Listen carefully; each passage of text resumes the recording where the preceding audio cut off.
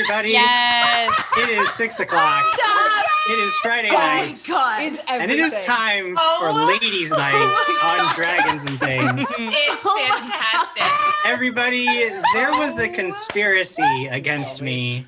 I learned this morning that people who I know and trust went behind my back to my wife, who is a makeup artist, and said, wouldn't it be great if you did Jim's makeup for Ladies' Night? Oh my gosh. And this is the result. This is amazing. This is what has happened because Dana. of the conspirators. Oh, Dana, it's amazing. Dana. You didn't even warn us. We weren't ready. I know. I kept my did that on purpose. screen dark. Yeah. I kept my screen dark the whole time. That is This was amazing. a conversation So that Adam and I brought I up love last this. night, and none of the two of us did not reach out to Dana, so it was someone else out there. There again, it was One a of the three conspiracy of you. of many people. Many people working That in is concert to do this. so amazing. I'm You just look mad that you phenomenal. look way cuter than me, and it's Yeah. a problem. I know, me Well, I too. can't help that. No, we didn't. That's just Oh my God, that's I just love what this happens. So Wow, much. got a little sass there. Oh, Dana, thank you. my God. Yes, Dana worked very hard to make this Amazing. happen. So she did a good job as Honestly, always. that's a great. really good color on you. You look Yeah. fantastic. You do. You look so good. Let's go to Hamburger Mary's. Yes. Oh my gosh. Well, everybody, it is Ladies' Night. We have Jamie, Jess, Ashley Seal coming back, Katie Wilson, and Diana Restrepo here with us tonight. So it is going to be an exciting time. Cannot wait to see what absolute anarchy they wreak upon my campaign here for the evening. We're off But to a I'm good prepared start. for it. Yeah, so far, off to a We good start. are. The chaos We factor's are. high. We're off to a good start. I think it's gonna go pretty well. I don't know. I guess the best thing to do is to just jump right in and make this happen. You guys want to play some Pathfinder? Yes. Yeah. All right. Yes. Let's do it. For some of you, the HEI conference room is a familiar start to any job. What are not familiar are some of the faces you see around you. Peepa, you've seen Gwenton before, a reliable dwarf druid with no shortage of heroic feats under her belt, and Fanray is a longtime companion. But the tall woman with the shining eyes and a bright golden halo is new to you. So too is the brightly colored pixie flitting about the room, pockets near to overflowing with candy. Your administrator has a puzzled and distressed expression on her face as she watches the pixie fly by. Miss Sparkle Wishes, if you could just please, I just want to get started, so if you could take a seat. Miss Sparkle Wishes either doesn't hear her or ignores her, and so the administrator sighs and gets started anyway. You may have already heard, but there has been a Lepre-can sighting in the Rody Forest. The city is in a bit of an uproar about it, with all manner of would-be hunters scouring the woods for the creature. These untrained, unskilled civilians are putting themselves at considerable risk in hopes of catching this dangerous fae and securing its stash of gold. Though HEI has not been contracted by any outside entity regarding the Lepre-can, we cannot, in good faith, sit idly by while the citizens of Cavalosha put themselves in harm's way for the promise of gold. Adventuring is a well-regulated and licensed profession for a reason. The executives have determined it's in the best interest of the city that we send a team into the woods ourselves to find the Lepre-can and secure its treasure so it doesn't entice any other civilians. Now, of course, the safety of these civilians is our foremost concern on this particular heroic endeavor. You should also do your best to discourage other hunting parties currently in the forest from their foolish pursuits. We have it on authority that House Ovisario's heir is leading an expedition himself and has spared no expense hiring trackers, diviners, and other druids to find the Lepre-can. Despite their extensive resources, the camp is undisciplined and prone to nightly celebrations. The second group to watch out for while you're out in the forest is the Society of Friends. They are well-meaning but horribly misguided community leaders who claim they will use the Lepre-can's gold to fund a new school for orphans. However, these are people with no kind of training or experience in dangerous matters and are most likely to get themselves hurt. Convincing them to stop their search is definitely for their own good. The third group to be on the lookout for are freelance adventurers. These are unlicensed mercenaries with tools and training enough to succeed, but their outlaw nature makes them very dangerous. Whereas House Ovisario and the Society of Friends should be stopped for their own good, freelancers in the wild should be stopped for the good of the honest citizens of the city. Of course, catching the Lepre-can itself is your final priority. You may find ways to capitalize on the intelligence gathered from the groups that have had a bit of a head start on you, and you should know the Lepre-can is a tricky and potentially dangerous quarry. You should exercise all possible caution when you encounter the creature. We are hoping that Miss Sparklewishes can serve as something of a liaison to the Fae, and she's agreed to help us in that capacity, I think. In any case, you'll have time to get to know one another after this briefing. Do you understand the nature of your assignment? The administrator awaits your answer. What do you do? We read comments. We read comments! And we're being raided. Hey, we got a raid coming in. Thank you. And we have a hype train. Wow. Hype. Yes. Ladies. Ladies. And Jim as a lady. Love Yeah, it. he looks so great. I can't stop looking I at love you. your eyes. Your eyes are my favorite. The bow. I'm loving the bow. Yeah, Yeah. Dana just wrote in chat, also, everything he's wearing is mine. that's true. I Dana. borrowed all of this from Dana. Yep. It's Septimus amazing. X says, okay, I adore the GM's outfit and makeup. So cute. good. Agree. Real POTUS 98 said, Jim has probably delivered an excellent opening and backstory, but my brain can only process the visuals. John, this is part of you from last night. That's right. You were part of the conspiracy, John. I don't think I didn't see your message in Discord. This is amazing. Oh, goodness. Oh, wow. How fun. It looks like Dat Storian has resubbed and Luna Steelsong has resubbed. Thank you both. Thank you, guys. To those of you out there in the chat, normally we have a team of people behind the scenes who help us track subs and follows and donations. But today, there is only Jim. And so as I'm trying to run this game, if I miss a resubscription or I miss a follow, or if you're the bit boss, and I miss it and I don't give those hero points out, please feel free to ping the DAT network with a whisper in chat. Those will sort of catch my attention a little more quickly. So if you know you're the bit boss, feel free to send us a direct message and let us know who that hero point is going to.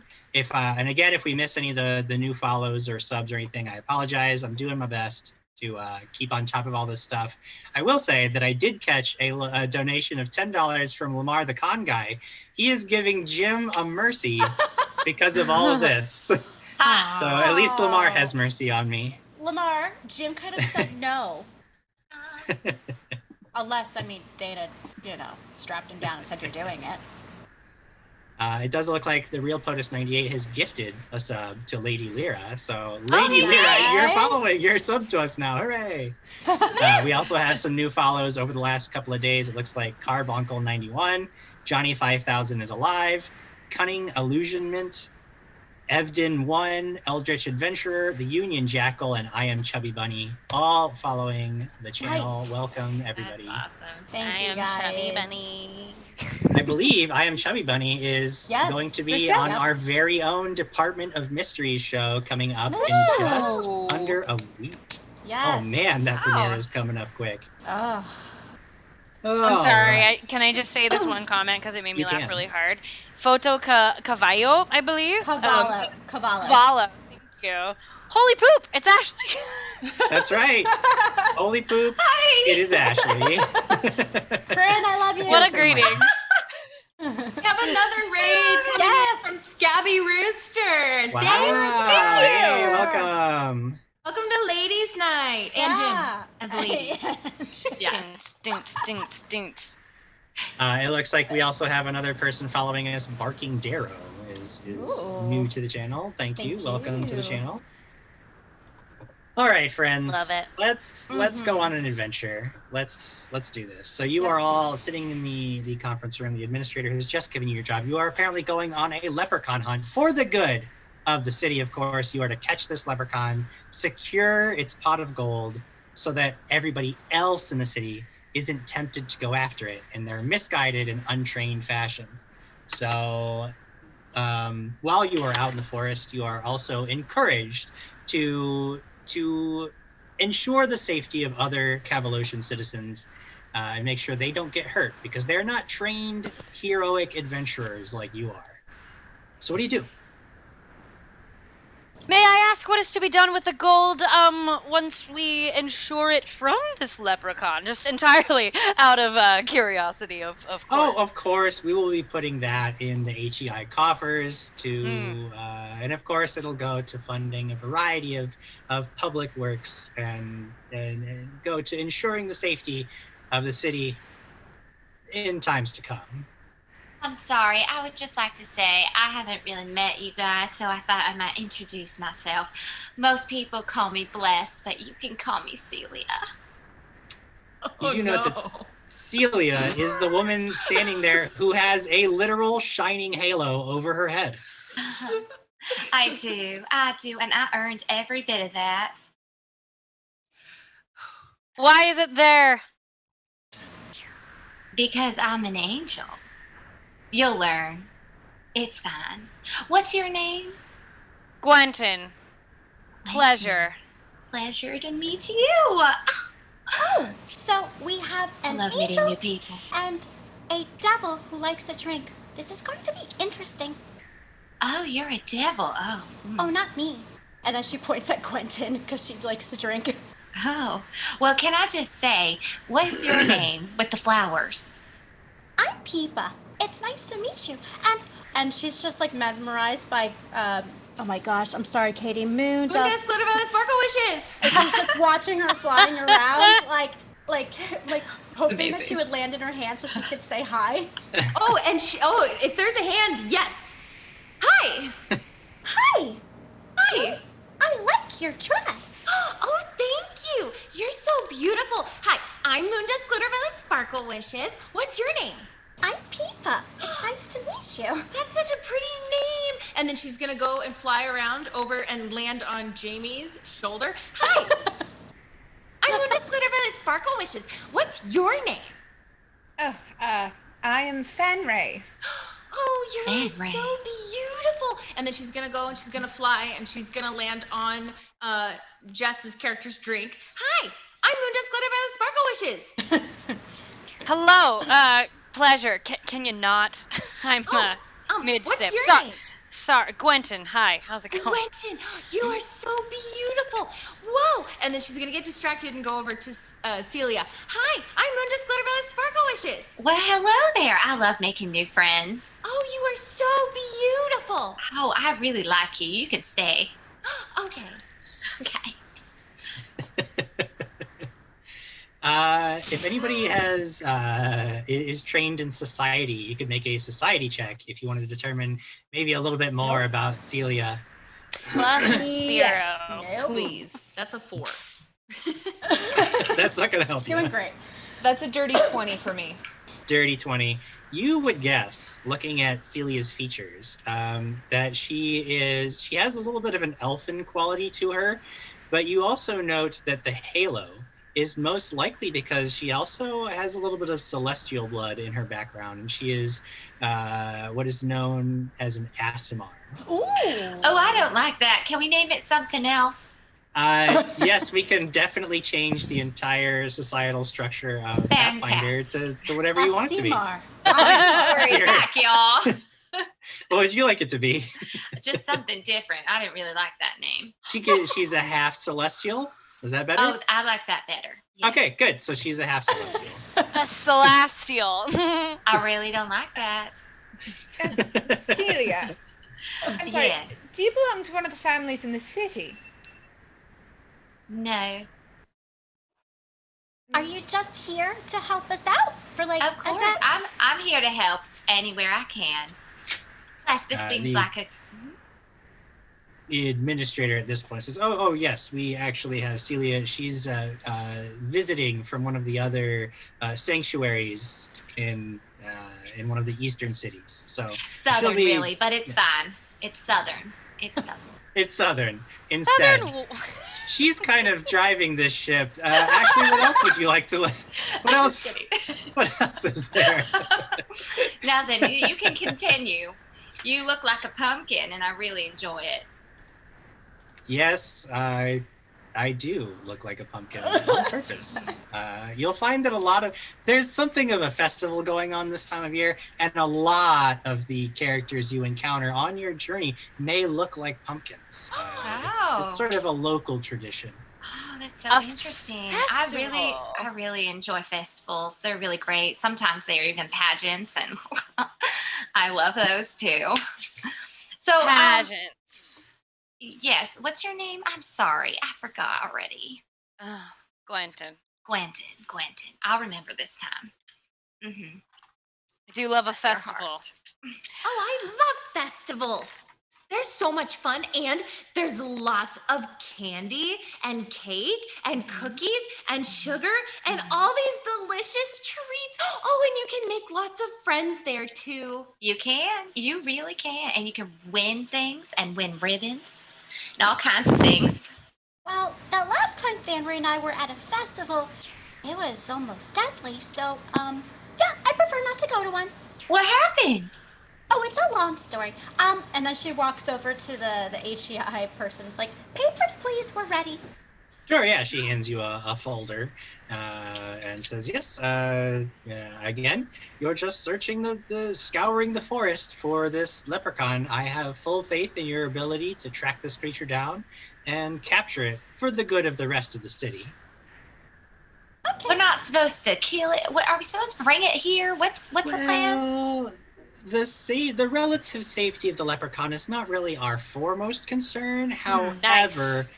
if you were to kill the creature without securing its treasure, that would be less than ideal. Okay. Right. So get the treasure, protect the citizens, bring back / defeat the A leprechaun. leprechaun. The fate of the leprechaun is less of a concern after you've secured the treasure, so you use your judgment on whether you should bring it back here or release it or dispatch of it in a creative and heroic fashion. All right. Well, leprechauns. Has anyone met one? What are we dealing with here? Maybe, the fairy has glitter moon sparkles. Glitter stardust? Moon Uh, is delicious. You Oh, can right. make a nature check if you'd like to see what you know about leprechauns. 14. 14.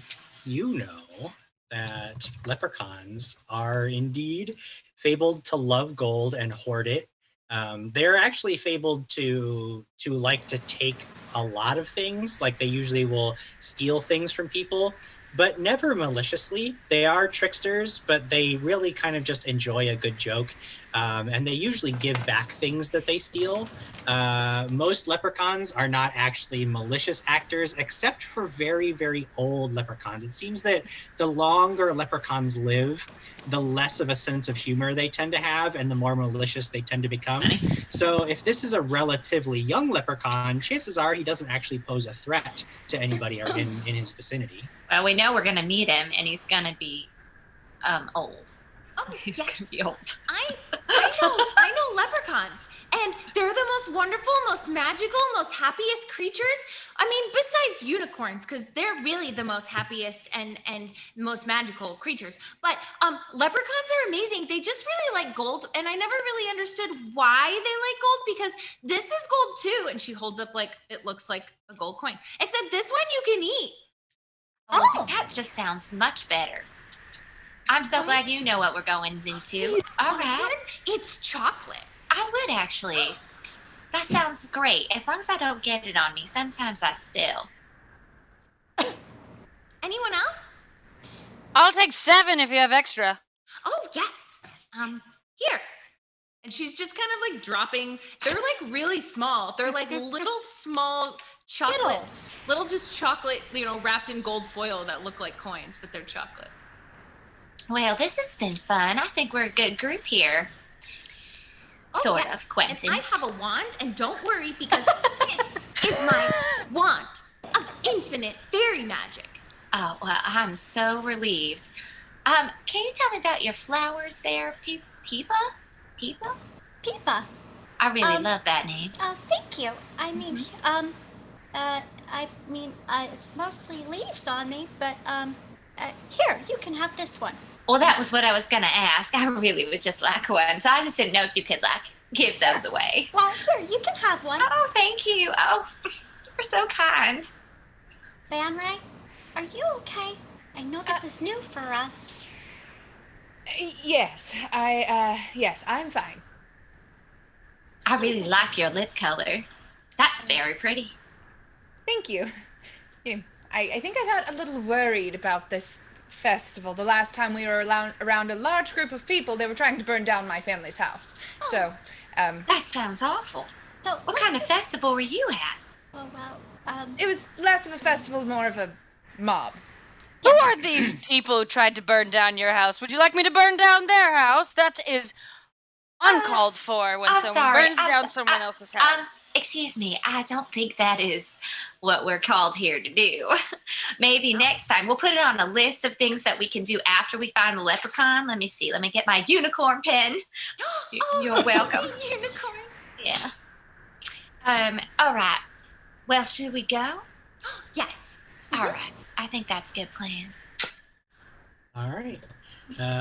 So you leave the HEI headquarters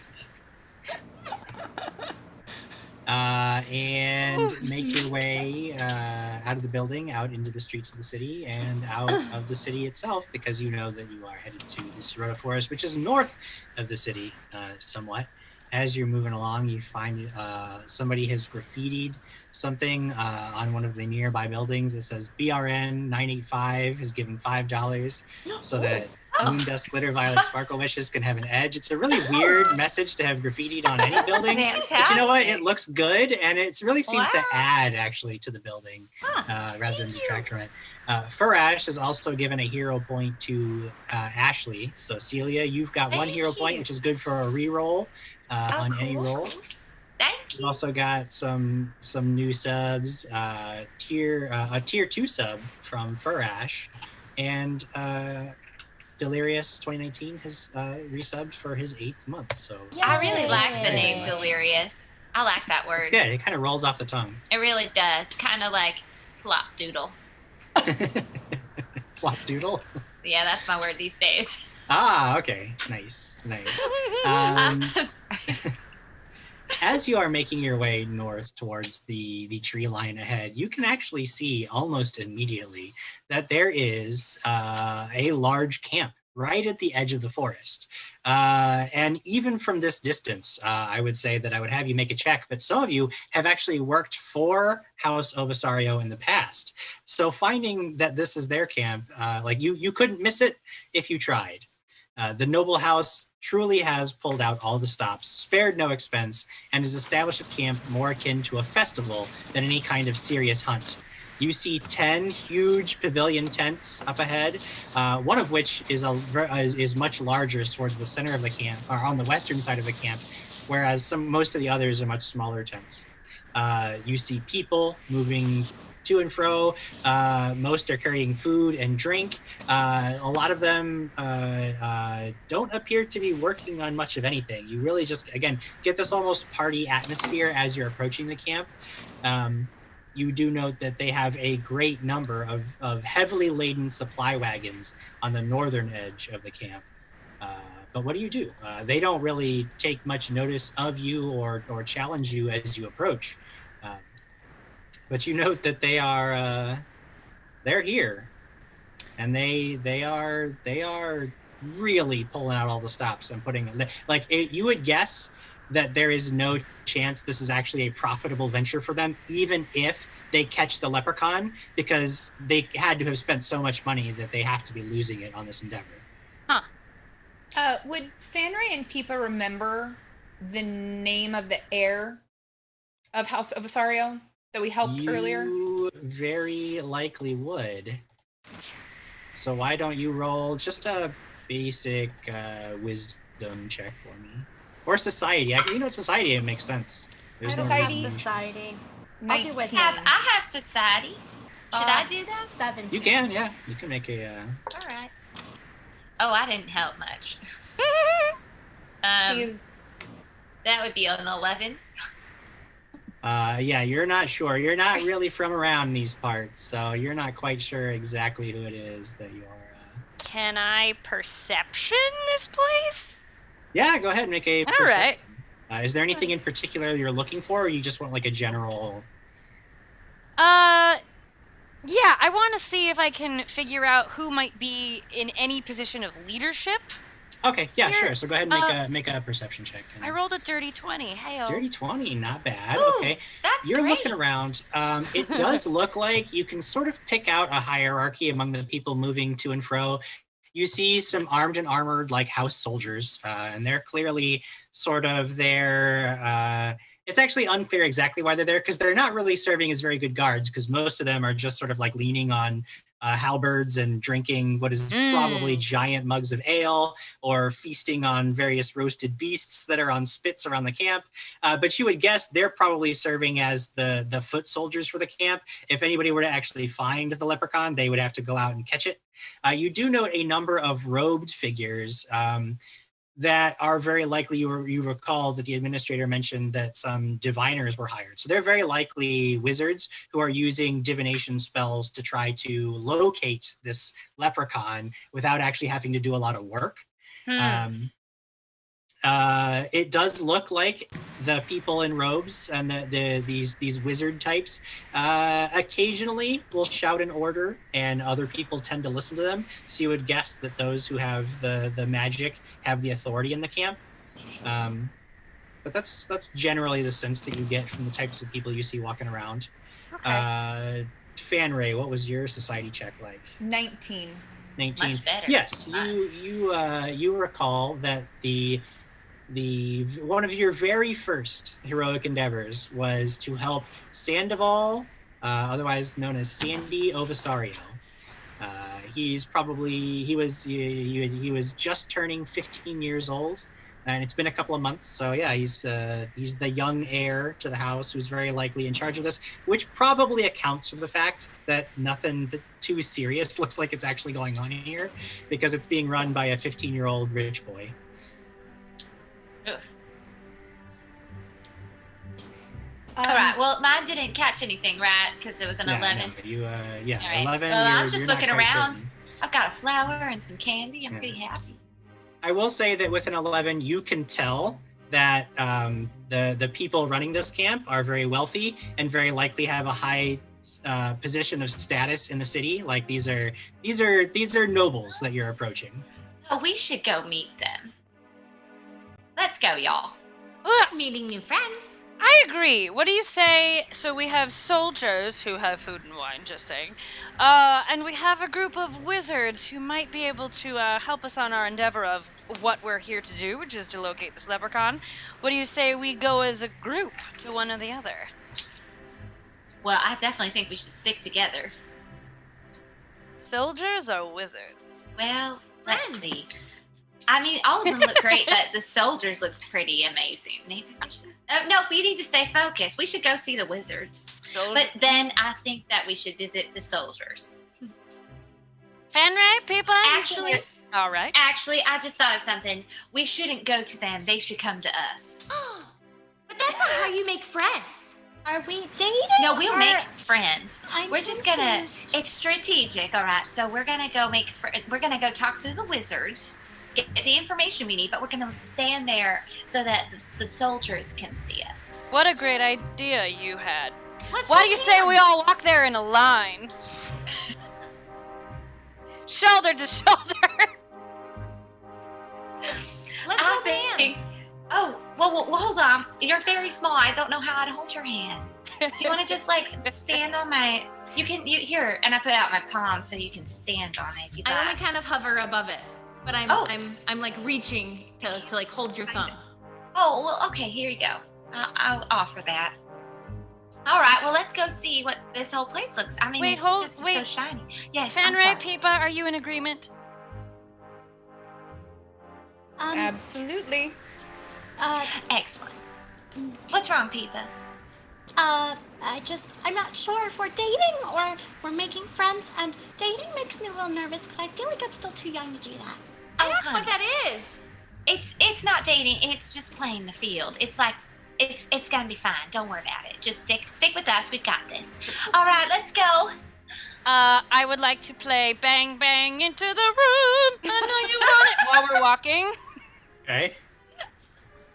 Obviously. Because, obviously. Yes. Oh, goodness. This is already off to a fantastic start. Just gotta stay on brand, you know? I will say, as you're moving forward, it does look like Penguin Witch Doctor has given $30 to put an edge and an overcharge in Ashley's court. So Oh, Ashley, really? you've got the edge is a +1 you can put on any roll that you'd like, and an overcharge cool. is your level added to and you're level 3, so it's a +3 bonus to damage. So if when you hit something, Oh, add that's that, exciting. you're gonna get some big damage coming. Guys, thank you so much, everyone. Nice. You This make is your way fun. into the camp, and again, it's fairly undisciplined. Nobody really there's lots of guards around, but nobody stops you. Everybody seems pretty distracted by the lady in like full armor who's strutting through with a glowing halo. She attracts a lot of attention. It's very difficult not to notice her as she comes. I also have a waltzing into fairy. the camp. I have a And fairy there's also a fairy. holding my thumb. Yes. So there's that. it's you draw a lot of attention walking into the camp, but you make your way over to this group of robed figures who are they're sort of congregated near one of the largest tents. It looks you get the sense it's almost they have this like smoke break vibe to them. They're all just kind of standing huddled in a corner. They see you approach. One of them looks at you, Lot, and he's like, yeah, what's up? Are you like the new hires? I didn't know that we were like bringing HEI into the hunt. So I'm sorry, I only understood a little of what you said. yeah, I was saying like, are you here like on the hunt? Like, are you part of this like thing now? Well, it depends on what the hunt is. Like, we're looking for Lepre-can. You are Obviously. looking for. Oh, well, that is just really interesting. What have you found so far?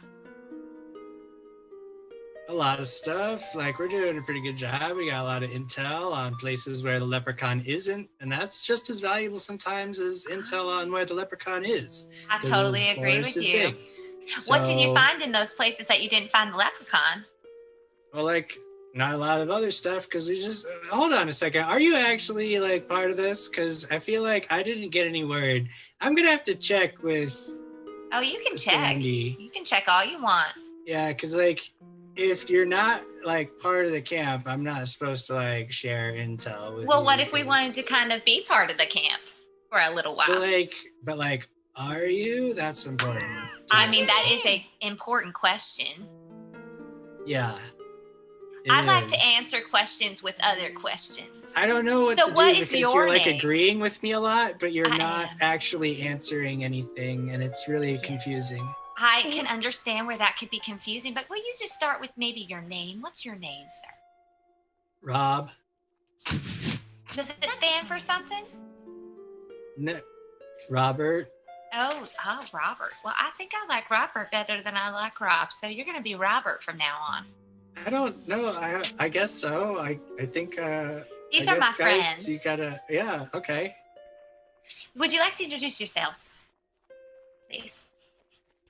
Oh, yes. I'm going to All fly right. off her hand and into his face. Hi, I'm Moondust Glittermelon Sparkle Wishes. I like candy and unicorns and rainbows and compliments and happiness and smiles. And sometimes when I'm feeling grumbly, I like to have a feeling circle. I'll go first. I'm happy that we're now friends because now you have me to cheer you up. Your turn. That was very good. I really loved your intro. Who's next? Gwenton. She's, well, that's Gwenton. That's All it. right, Peepa, why don't you tell them just tell them a little bit about yourself. I I can believe your hear mic her. is cut out. Well, Okay, she sorry about shouldn't- that. Oh, there she Oh, is. go ahead. Does it sound better? Yeah, So- well, now it sounds at all, which is important. Okay. I know. I'm sorry, guys. It's all I good. know all the wind tunnel stuff is coming from my mic, and I apologize, but just trying to fix it behind the scenes. So I'm really sorry. Okay. You're beautiful and perfect. Yes, you are. Thanks. I'm sorry. Okay. I'm Peepa, and these are a couple of new friends, and Fanray, of course. Yeah, I'm just Peepa. No, you're not just Peepa. You have so many good qualities. You should tell them. You're right. You're not just Peepa. Robert should know that you're one of the heroes that saved Sandoval. Heroes! Oh, cool. Did you not recognize her, Robert? I Yes, mean, Robert. I just started working here like a week ago, so I'm sorry. Well, at least you know how to apologize. And she just Fanray. curtsies and then looks at Fanray and kind of gives her a wink. Oh, You like candy? Yeah, I mean, candy's good. And she'll just drop down like a handful of candy. see, you Just want on us the in ground. your camp. Well, You if he doesn't definitely pick want it us. up quick enough, if he doesn't put out his hand, it falls. Can I ask a small question about the candy? Yeah, No pun intended, but you're tiny. yeah. How big is the candy you're giving us if you have so Oh, much of it? Is it Tiny. like Does it grow? minuscule? Think of like nerds. So you're basically, to you, you're handing us giant rocks of candy. Oh yeah, that's why it's Got so it. important and cool and exciting for her because it's gigantic. I understand better now. Thank you. That's amazing. Oh my gosh. So, Robert, see, you really do want us in your camp, or at least on your side. So, if you could just tell me, where exactly are y'all headed? I know you're headed to get the Lepre-can, but what direction exactly are you going? So make a diplomacy check, Celia. Ooh. 1 second. That would be a 25. Nice. So Robert, at this point, like, he looks incredibly confused and mildly distressed at just the barrage of everything that is coming at him.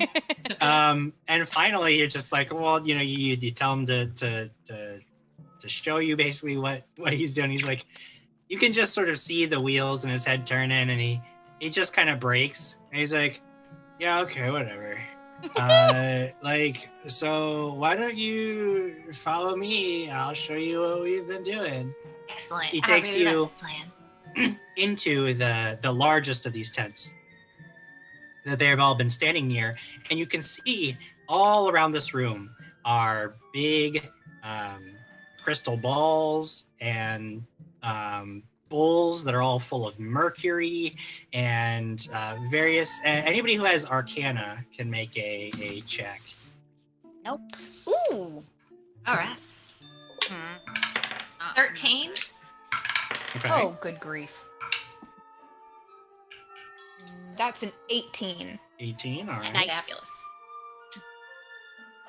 Well, Celia and Fanray, you sort of recognize all of the instruments about the room as various foci and implements for divination. Like, apparently this is what they spend all day doing, is just reading signs and casting divination spells in an attempt to sort of scour the forest magically without having to actually go through it, because it's a relatively dangerous area and most people try to avoid it when they can. So he takes you to this huge, heavy table in the middle of the room. And you can see some very elaborate maps of the Sorota forest. And you can see that there's a lot of, like, they've been marking on them various areas where they've already scryed on or searched through magical means.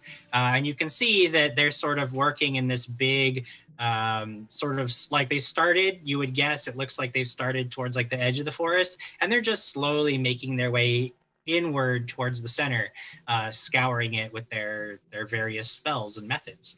And you can see Some places where it looks like maybe they thought they had found something important, but then they would cross out their notes after verifying that there was nothing there. And you sort of get a sense for, like, at least, again, a lot of the places that this Lepre-can isn't. Anybody who wants to could make a nature or survival check to commit as much of this to memory as you'd like, so you can kind of remember 21. where they've already searched. What was that? 21. 21. Okay, yeah, you're just like eyes glued to. I imagine it. Did you ever see the SpongeBob GIF where they unroll the treasure map and SpongeBob's eyes like are on the map? I just imagine that for something similar for Moondust. I got a 12. Me 12. too. Okay. Okay. So Moondust, you actually get a pretty good, like, you kind of like you've spent a lot of time in the forest. You kind of live in the forest, and like you kind of recognize all the various places. You're like, oh yeah, there's no Lepre-can there, and you get a good idea for some areas not only that have been explored, but some places where nobody has looked yet. So that might be a good spot to begin your search. For Pipa and Celia, there's so much information on the map that it's hard to really keep track of everything, and they write in shorthand in some places, and they don't have good handwriting, so it's kind of a mess. But Sparkle Wishes, you've got a bit of it. I rolled a 7. 7, yeah. Not that it matters. I imagine that at this point you're standing kind of behind the other ladies, sipping on your drink, waiting for them to. This is their, like, they've got this. You don't need to worry about it, right? I'm just talking to Robert's buddy over here at the opening of the tent. Fanray, anything or no? I got an 11 on survival. Okay, right. So yeah, again, not really much you can decipher from that, but Moondust, you think you've got a good handle on some good places that you could go search that nobody's tried yet after this is all over. And Robert's like, yeah, so like, I guess like this is where we spend our whole day when we think that we found some signs that there might be a Lepre-can in an area. We send the swords out and they go check it out. So far, every time they come back, they're like, nope, no Lepre-cans. So we just keep going. But it's fine. You know what? Honestly, I kind of like the job. I'm getting paid. There's lots of food and drink. And really, the little Lord doesn't put a whole lot of demand on us as long as we make reports every day. He's chill. I don't even think he really understands what he hired us to do. We're just. And who is that? Who is in charge exactly? It must be Sandy. Yeah. Where is the little Lord right now? He's probably in his tent. Which is where? I mean, it's the one over by closer to the wagons. There's a tent. It's got like the crest on the flap. It's the only one that has that. So like you can find it pretty easy. Can I see it if I look out the opening of this tent? Yeah, looking out, like, yeah, Okay. you can see where it is. I say, like, it's over there, let's go. hey, like, you're not like, you're not gonna like tell him that we showed you. Oh no, we just know want what to you're make talking friends. about. Because, I don't know. like, Well, if you stay on my good side, we can keep this as a secret. okay. All right. I think we should go see Sandy. You have a nice day now. Bye. Yeah. Or Haley? like, so Fanray starts to hear like a little buzzing in her ear. Hey. Yes. No wonder they Moondust. didn't find any leprechauns. They weren't looking in the right spots. Of course they weren't. But what spots? Did you see anything in there? Oh, yes. I saw lots of spots where leprechauns probably would be, but one more so than the others. So I think I know which way we need to go to find a leprechaun. But, I mean, maybe, like, we can just kind of, like, go and check out one of the other places, because if we go right there, then, you know, this adventure will be over, and I really like hanging out with you guys. Aww. Moondust, I actually have an idea for when we go see Sandy. Do you mind giving me a handful of those gold coins you have? Oh, yes. And Fanray will take as many as she can hold quickly. But if they go over to, if we're headed to Sandy's tent, Fanray will turn to the rest of the group and go, I think I have an idea. Just back me up. Gotcha. And she'll knock at like one of the posts. Okay. I guess. Sure. Excuse me. You knock on the door to the knock tent. on a tent. Yeah. Just blow on it. You see shaggy head poke out, look up at you guys. At first looks annoyed to see the lot of you, but then recognizes Peepa and Fanray and he's like, oh, you, hi, yeah, it's been a while since we've got, and there's others. Did Mom and Dad send you guys out here to check on me? Because I'm doing like a really good job. Everything is going really great here. We're definitely like super close to finding a leprechaun, and it's going to be great. So you can just go back and tell them, I've got it under control. I am a man now. I killed the blue boar. They don't have to keep checking on me. Right. And if I can, I'd like to push past him into the tent. Sure, yeah. I mean, like as you approach, he's like backing up kind of awkwardly, and you just like scoot your way into the tent. He doesn't offer much resistance. He's sort of on the defensive there. Can I like do that thing on his cheek where you're like, oh, buddy? Yeah. Yeah. Okay. Yeah. I want to be Also hiding my my hands. hair. You wanted? Sorry, what was that, Ashley? Offer my hand. He's like grabs it in both of his and shakes it. He's like, All right. hello. Yes, it's very nice to meet you. All right, Sandy, look, we both know how this is going to work. You know, I know you killed the blue boar and you're a man now, but really, what are you doing? What is all of this? I'm finding the leprechaun. Oh. It's gonna be great. And how long have you been out here? This only been a week, so I think it's going really well. The diviners tell me they're really close. A whole week. My goodness, what time wasted. You could be doing so many other things. And Fanry's gonna start like rolling one of the chocolate coins in her fingers as she's speaking to him, just kind of, you know, as a, you don't know what this is. And Sandy, you could keep wasting your parents' money on this idiotic search. Or you could go back home and have a life and do something fun. Save that money for when they die and you can have it. That was. Nobody dies. I mean, my parents are gonna die. Eventually. Yes, sorry, love. Hard truths of life now. But why are you wasting all of this money out here? I mean, I don't think it's a waste. I mean, just finding the leprechaun, and the leprechaun's going to have a bunch of money. So when I catch the leprechaun, we're going to get even more money. And also, everybody's going to think I'm super awesome. Like I'll be like a hero, you know, almost like you guys, because I caught the leprechaun. Lots of leprechaun money like this, and she'll flip him the chocolate coin. Nice. Okay. He's like, sort of, he almost doesn't catch the coin. He's like, oh. It's like, wait, you guys, did you guys find the leprechaun? Not quite yet, but we've already found its treasure, you might say. And, you know, if this is all you're searching for, why, we have plenty of it. We're glad to share. Make a bluff check. Oh, she's a ballsy one. Oh, goodness. Bluff would be what, Jim? Deception, sorry. Deception, okay. Yeah. Okay, that is a 25. 25. He's like looking at the coin, looks up at you guys. He's like, oh gosh, you guys already got the treasure. It doesn't even matter.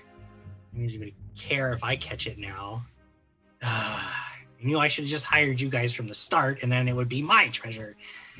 I mean, fine. you could tell people you caught it, we'll give you some of this treasure that you can show people, and you can tell them that you indeed caught that leprechaun. Oh, wait, you guys would do that? You guys would let me just tell everybody that I caught that it's my treasure? Like, I mean, it might be better for you to keep it a secret. Just if someone finds out that you did it.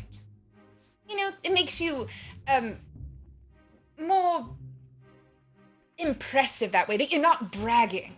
Yeah, ladies love a mysterious dude. And ones that don't say mystery. that. Well, never mind. Tell me more about what ladies love. Candy. Orange. Orange, mystery. What else? Giving up on dreams candles. and staying in one place. Finding Yes, stagnating and never going after your dreams. That's, Yes. Wait a second, something sounds fishy here. It's stability. Stability is what that is. That just means That's right. Stability. nice That and makes sense. stable. We don't want too many surprises, but we want a little mystery. Women are really weird. And No. candy. And We yes, just have it all together. So, thank you for your time. Thank you for your time. Moondust, would you please give Sandoval the rest of the treasure? I'm gonna poke out from Fanray's hair where I was hiding. How much? Enough. And I guess I just need a couple of coins. I guess I don't need like the whole leprechaun. Okay, but one condition, and she's gonna fly right in his face. Oh, what? What? You have to be my very bestest friend for forever and ever. Oh, Just say yes. okay. Yes, I love friends. And she's gonna drop a bunch of gold coins into his hand if he's holding his hand open. Yeah, no, he's got his hands out. He takes all the gold coins. He's like, all right, well, I guess this is enough. I can probably convince anybody who asks that I got the leprechaun treasure. And I guess since you already caught it, I mean, like, there's no point to spending all this money trying to get it. So, okay, I guess. I mean, thanks. You guys are really, always looking Beautiful. out for me. That's what I appreciate about. That's what best friends do. Yeah, I guess that's pretty cool. Plus, I can tell everybody that I'm best friends with the heroes. So, like, I guess this has overall worked out pretty good for me. And I learned a lot about what impresses ladies. So, Mm-hmm. yeah, I think overall a successful satisfying. endeavor. Mm-hmm. Mm-hmm.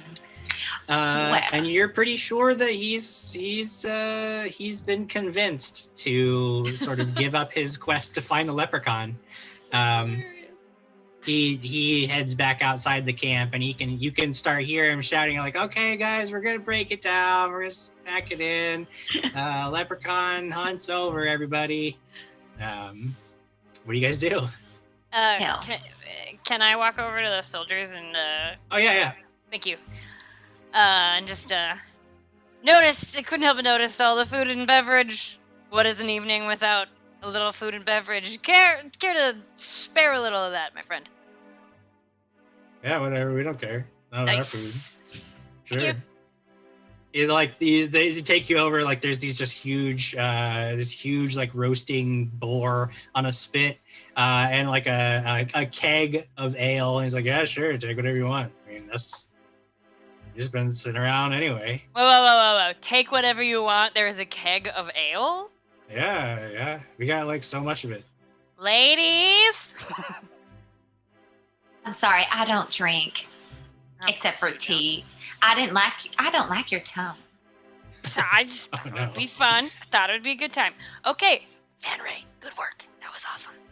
Thank you. Yeah, that was really great. Speaking of good work, your good work has been rewarded by Sarah BC1. She has given $61, a mercy for the table, and a sink and an edge for me. And then nice. she just dropped another $175. Whoa. Oh my god. Jamie and Jessica, you are both going to get a card from the deck. Katie, you've got some wild magic coming your way. Oh no. It's fitting for a fairy. And then Holy moly!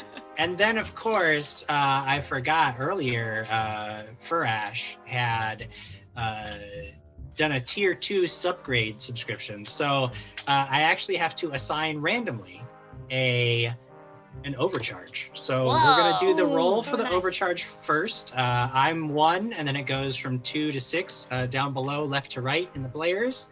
So the overcharge is going to number 2. So that's you, Jamie. You've got an overcharge because of Tobias's upgraded sub. Thank you. And thanks, Jim, for rolling a 2. Heck yeah. Now for the cards, we're going to draw from the top of the deck first. We will draw for Jamie. So on top of that overcharge, you also have the Ace of Clubs. The Ace of Clubs, let me tell you exactly what that does. That says you can use that at any time to critically succeed on all checks until your roll would result in a failure. So you still roll, no matter what you roll, it's automatically a critical success until your total is a failure. After you fail a roll, your ability to critically succeed on everything ends. But that's only on skill checks. Skill checks. Okie Cool. dokie. And that's from now until I fail. From now until you would fail a roll without the okay. boost. So yeah, it could last the whole rest of the session if you roll well. Your sheet says attack rolls too. Does it?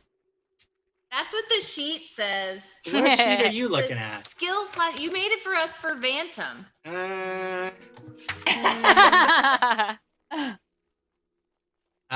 The next card though is going to Thanks Jess. for trying, Katie.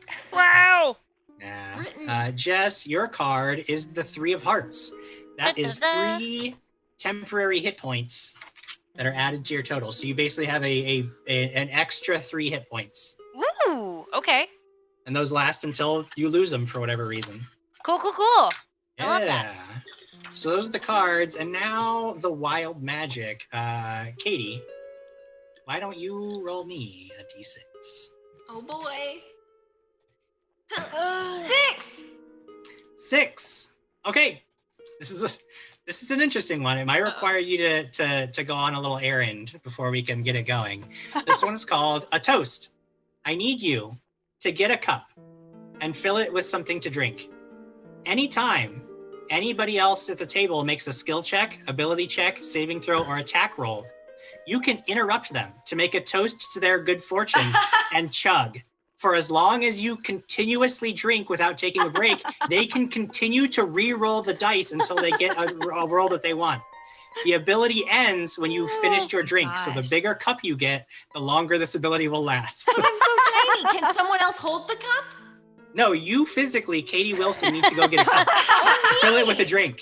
And you will be chugging on stream to allow for as many re-rolls while you are drinking as possible. I have water here, thank God. Water is fine. That's fine. Do it with wine. Do it with wine. Okay, so, I'm just kidding. so Don't do that. I can cheers to them and then drink and they can re-roll. Yes. And Now, if they love me, they'll re-roll really quickly. Right. If they love you, they'll yes. So they'll basically start re-rolling and they'll tell you to stop when they get a roll they like, unless you finish your drink. Once you finish your drink, the wild magic is over. So if you want to go fill it up, you should go fill it up to full so it'll last for as long as possible. No. The fun That would be hard. Jim, earlier in chat, Sarah BC1 was saying, don't forget about Peepa's BBB. Just wanted to confirm yes. that with Okay. I would someone. imagine that means that Sarah BC1 was the bit boss and she is going to give you a hero point. So we'll put a hero point on the board for Peepa. Thank you. Yay. Thank you, Sarah. And thank you, everyone, for Oh, donating. fun. You guys are Yeah, awesome. While Katie is actually fix getting my camera, it's pissing me off. herself set up, why don't we go ahead and talk with chat for a little bit? Okay, that Yeah. works. Comment break. Comment break. Comment You break. guys are lucky that my water cup is literally like the biggest cup on the planet. I know you've got good big cups. Yeah, we're good. Wow, that does not sound right. I do have good big cups. Cool. It's ladies' night. Ladies' night. Anyway, Raven doing? 5173 saying you guys are doing great. Aw, Thanks, thanks. Raven. You. Real POTUS 98. Gwenton got a buffet before adventuring. Yeah, absolutely. She knows her priorities, and they're in the right spot. Scott Denuso, sorry, I just saw this right now. Scott Denuso says, "Does Gwen have a beard?" Asking for a friend. Well, now I have to go find a prop beard. The real POTUS 98 says, wait, Celia doesn't drink? I thought monks were known for drinking. Who said I was a monk? Yeah, Celia is not a monk. Yeah. Not a monk. Okay, everybody. So, not to be outdone, the great Moogly Googly has donated $125 to put a wild magic on Ashley and add a card for Diana to the table. So, Thank thank you very Oh my much, God, great thank Moogly you so Googly. much. Wow, and I let's love that draw- name, Moogly I know, Googly. it's a great name. Thank That's you. Let's draw that card first. All right. Diana, you've got the 3 of diamonds. Oh, what's The that? 3 of diamonds will let you. Sorry, I've got a sheet where I keep track of all these things. Okay, you can add 3 to any saving throw when you turn. You basically use this card whenever you'd like and add 3 to a saving throw. Oh, So if I you make like any saves, get a Thank +3 you. bonus thanks to that card. You can save it for as long as you want. Even if you don't use it this episode, your character sweet. carries it into other episodes. that. So Ooh, no worries there. thank you. And now that wild magic for Ashley, why don't you go Bring it ahead and on. give me a D6 roll. Okay. 2. 2. Okay. This one is called Fool's Gold. An incredibly heavy golden rock appears in your left hand. You are encumbered, which means you take a -10 to your speed, and you are clumsy 1, which affects your stats, basically. You are also slowed 1, meaning you only have 2 actions every round. Oh. You cannot use No. any actions that require 2 hands. Nobody can help you carry it, even for an instant. However, you can throw it away at any time. When you do, it disappears forever. But if you carry it through to the end of the session, everybody gets an extra 50 gold pieces for their character to keep. Well, you know I'm going to carry that. That's enticing. It's very enticing. All right. Cool, So for as long as you're holding this rock, one of your hands is got a rock in it, and you can't use it, and you're slowed, and it's heavy. But if you my can left hold hand, on we're to gonna it, be all right. if you can hold on to it, you get a huge treasure at the end for everybody. So it's the like fight that we have, not a whole day, right? No, it's till the end of this episode, until 9 o'clock. So at the end of this episode, if you have carried the rock, You don't then have to, everybody Ashley. gets. We don't need any Just- money. Thank you. Is she allowed to have Yes, the help fairy. carrying the rock? Oh yeah. Nobody can't can she? help her. Dang it. Nobody can carry it for her. She has to take that burden on herself. But if she does, everybody gets treasure. Good thing I have a halo. We're just gonna have to work this out. Work this Put it on top of your halo. But Your halo can balance it. I'm afraid Yeah. it is made of light and not. It doesn't has no physical substance. You don't even know, Jem. You don't know. That's true. I don't know. Remember, I'm telling the story. Right? I forgot this was Ashley's world that we live in. I'm so sorry. Just, It's all fun, sometimes it's better. right? No pandemic. Everyone's Celia- healthy. Celia goes to spin class every day. She's very strong. She can hold a rock. Absolutely, I can. Only with one hand. Well, Celia, you might have a little bit of help thanks to Datstorian because he has become the bit boss and he has given you another hero point. So you've got 2 hero thank points on the you. board tonight. So that might actually Thank balance you. out Yay. Thanks, the way you y'all. care. This is so fun. This is great. I love being back. This is so fun.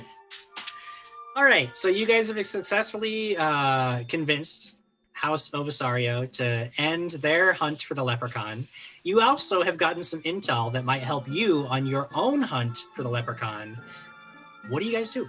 You've got lots of food and drink. Gwenton is just finishing up a feast of her own, and now it's about time. You figure it's about time to start heading in, finishing the job. What do you do? I fly over to Gwenton's shoulder. Okay. Hey, buddy. You hungry? I want to know everything about my new friends. Where are you from? What were your parents like? Do you have siblings? Do you have any pets? Where did you grow up? Okay. That's a lot. That's a lot. You're being real forward. And I appreciate it, and I thank you for being inquisitive, but I'm eating right now. So we're gonna have to wait until that's done. How do you feel about potatoes? I don't know. I've never had a potato. Here. And she like pulls off like the tiniest little like a pea size of like potato. She grabs it. And I like hand it to What? I just bite it? her. Yeah. And she spits it out. Ugh, it tastes like sand. But that's Yeah. okay. I'm sorry. I didn't mean to offend you if it's one of your favorite foods. Maybe we should have a hug circle and then you can forgive me? How about we just call it? It's okay. You don't have to like the same things that I like. That's absolutely fine. Okay, are you done eating?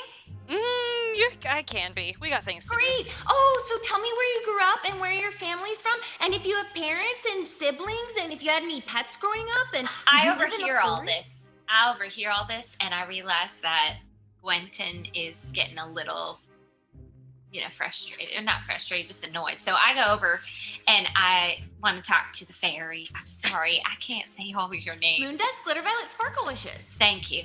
So I talk to Sparkle Wishes, which I love your name, by the way. Am I still holding her? Yes, you are. And I say, so Moondust, Glitter Wishes, Sparkles Wishes. Moondust, Glitter Violet, Sparkle Wishes. Moondust, Glitter Violet, Sparkle Wishes. I think that maybe we should get going, but because you know the forest so well, I was hoping that maybe you would lead the way. Oh, yes. I know where we can go if we want to find leprechauns. Those guys are so silly that they just didn't look in the most obvious spot. I knew that you would be so helpful. All right. Well, will you please lead the way with your newfound friends? Of course. Lead the way. I want to get to know everyone here. So why don't you tell me where you grew up and what your parents are like, and if you have any siblings, and did you grow up in a forest? I did not grow up in a forest, but I would love to chat with you further. So can we walk and talk? Maybe fly and talk? Oh, yeah. Awesome. She's literally just like staring at her while she's flying in the air, because she can talk and fly because she's been doing it the whole time. I'm made of leaves and flowers, so don't I belong in the forest? Well, yes, Peepa. I was gonna come to you next, but no one's telling me any answers, and I just want to get to know my new best friend. Well, why don't we walk and talk, and then we can talk? Why does everyone keep saying that? I'm following you. Because we have to find a leprechaun. Well, You guys walk and I'll talk. Okay, well, Fly and talk. Yes. I already am. No, but we need you to fly. Like, we need you to lead. Are you leading yet? Oh, yes. You go great. first, and then I'll follow you. That's not the way leading works. Oh. You have You know more what? information. You know what? Hold on. I think I have this. I think I have a plan. And Fanray will pull out. Did HEI provide us with like a map Yes, of the Rodehaver forest? I grabbed the paperwork and Yeah, I'll you've hand it to got you. in. Fanray will grab pull it. out the map and put it in front of Moondust and say, "Can you just mark where we should be headed, and then you can follow all you want." Oh, yes. And she's just going to land right on the spot. She'll be like, right here. If you want to find a leprechaun, it's obviously going to be like right here. And they were looking here. And they didn't find the leprechaun. And it makes a lot of sense because leprechauns don't like that sort of area. But they like spots just like this. Great. Now, I'm going to walk, and you're going to follow and chat with everyone, yes? Yes. Oh, I love Fanray, this do you plan. have parents? Do you have any siblings? Did you grow up in a forest? Well, where are you from? I don't want to step on anyone's toes, and no one else has answered yet, so why don't they answer first, and I'll start walking. Yeah. Oh boy. I walk. Yeah, I'm gonna start heading us towards wherever Sure. Moondust put her little feetsies. You can make a survival check to try to follow on the map where Moondust marked, and yeah, So as long as this is not a failure, it's a critical. it's right? automatically critical, critical success as long as you don't fail. Yes. Okie dokie. How is 24? Yeah, that's a critical success. Nice. You know exactly where Moondust needs you to get going to. You even know some of the various paths that'll take you there quicker than other routes. So you've been making your way through the forest as Moondust questions everybody else in the group about everything, about their whole lives. As you are all making your way through the woods, would you guys like to make a perception check? Yes, I would. Absolutely. Nope. Wow. Nope. Yikes. Perception. Dirty 20. Dirty 20. 18. 8. 10. Okay. Doing Well, Fanray, that's a critical success. And Celia, you also got a success. So you guys note that as you're making your way along, Moondust, Glitter Violet, Sparkle Wishes is grilling Gwenton on her family history. And they're kind of behind you guys and they're a little bit distracted, but you can hear that you are approaching the sounds of people talking and moving about in the forest. And as you would guess that they're maybe 100 yards ahead or so, Fanray, you get a pretty good sense that you're coming up on a group of people. Do you hear that? Yes, there's a group ahead. This might be either the Society of Friends or some other adventurers. Should we try to figure it out before we just leap into talking to them? I like like your- talking to people. I think that maybe you have a point, though, Fanray. I think that we should maybe perceive before we enter. Mm-hmm. That way, glitter wishes, sparkle Yes, wishes. Rhodehaver, sparkle wishes. Thank you so much. That way, you'll know exactly what to ask. Yes, I can just fly over there right now and make new friends. Do you want me to do Yes. that? Not just yet, but once we perceive and figure out who these people are, then absolutely we can make that call. All right, Sure. Fanray. I think most people like me. I'll try to distract Yes. Moondust by telling her I used to work at a bar. I worked at a bar. What's a bar? Please explain the concept of bars, commerce, and alcohol to her while they go on this scouting mission. While Sorry, go ahead, please. I was just gonna say, while that discussion is happening, Peepa and Celia and Fanray will like motion to them and explain, okay, I'm going to sneak ahead and find the right path that would give us the most protection, the most stealth, and just follow my lead. Okay. And I will roll stealth for the three of us. And I'll cast message. Okay. You can talk to Gwenton now as you guys make your way ahead, and go ahead and roll that stealth check. 27. 26. That would be a critical success even without the boost. So you begin making your way very carefully through the forest. Nice.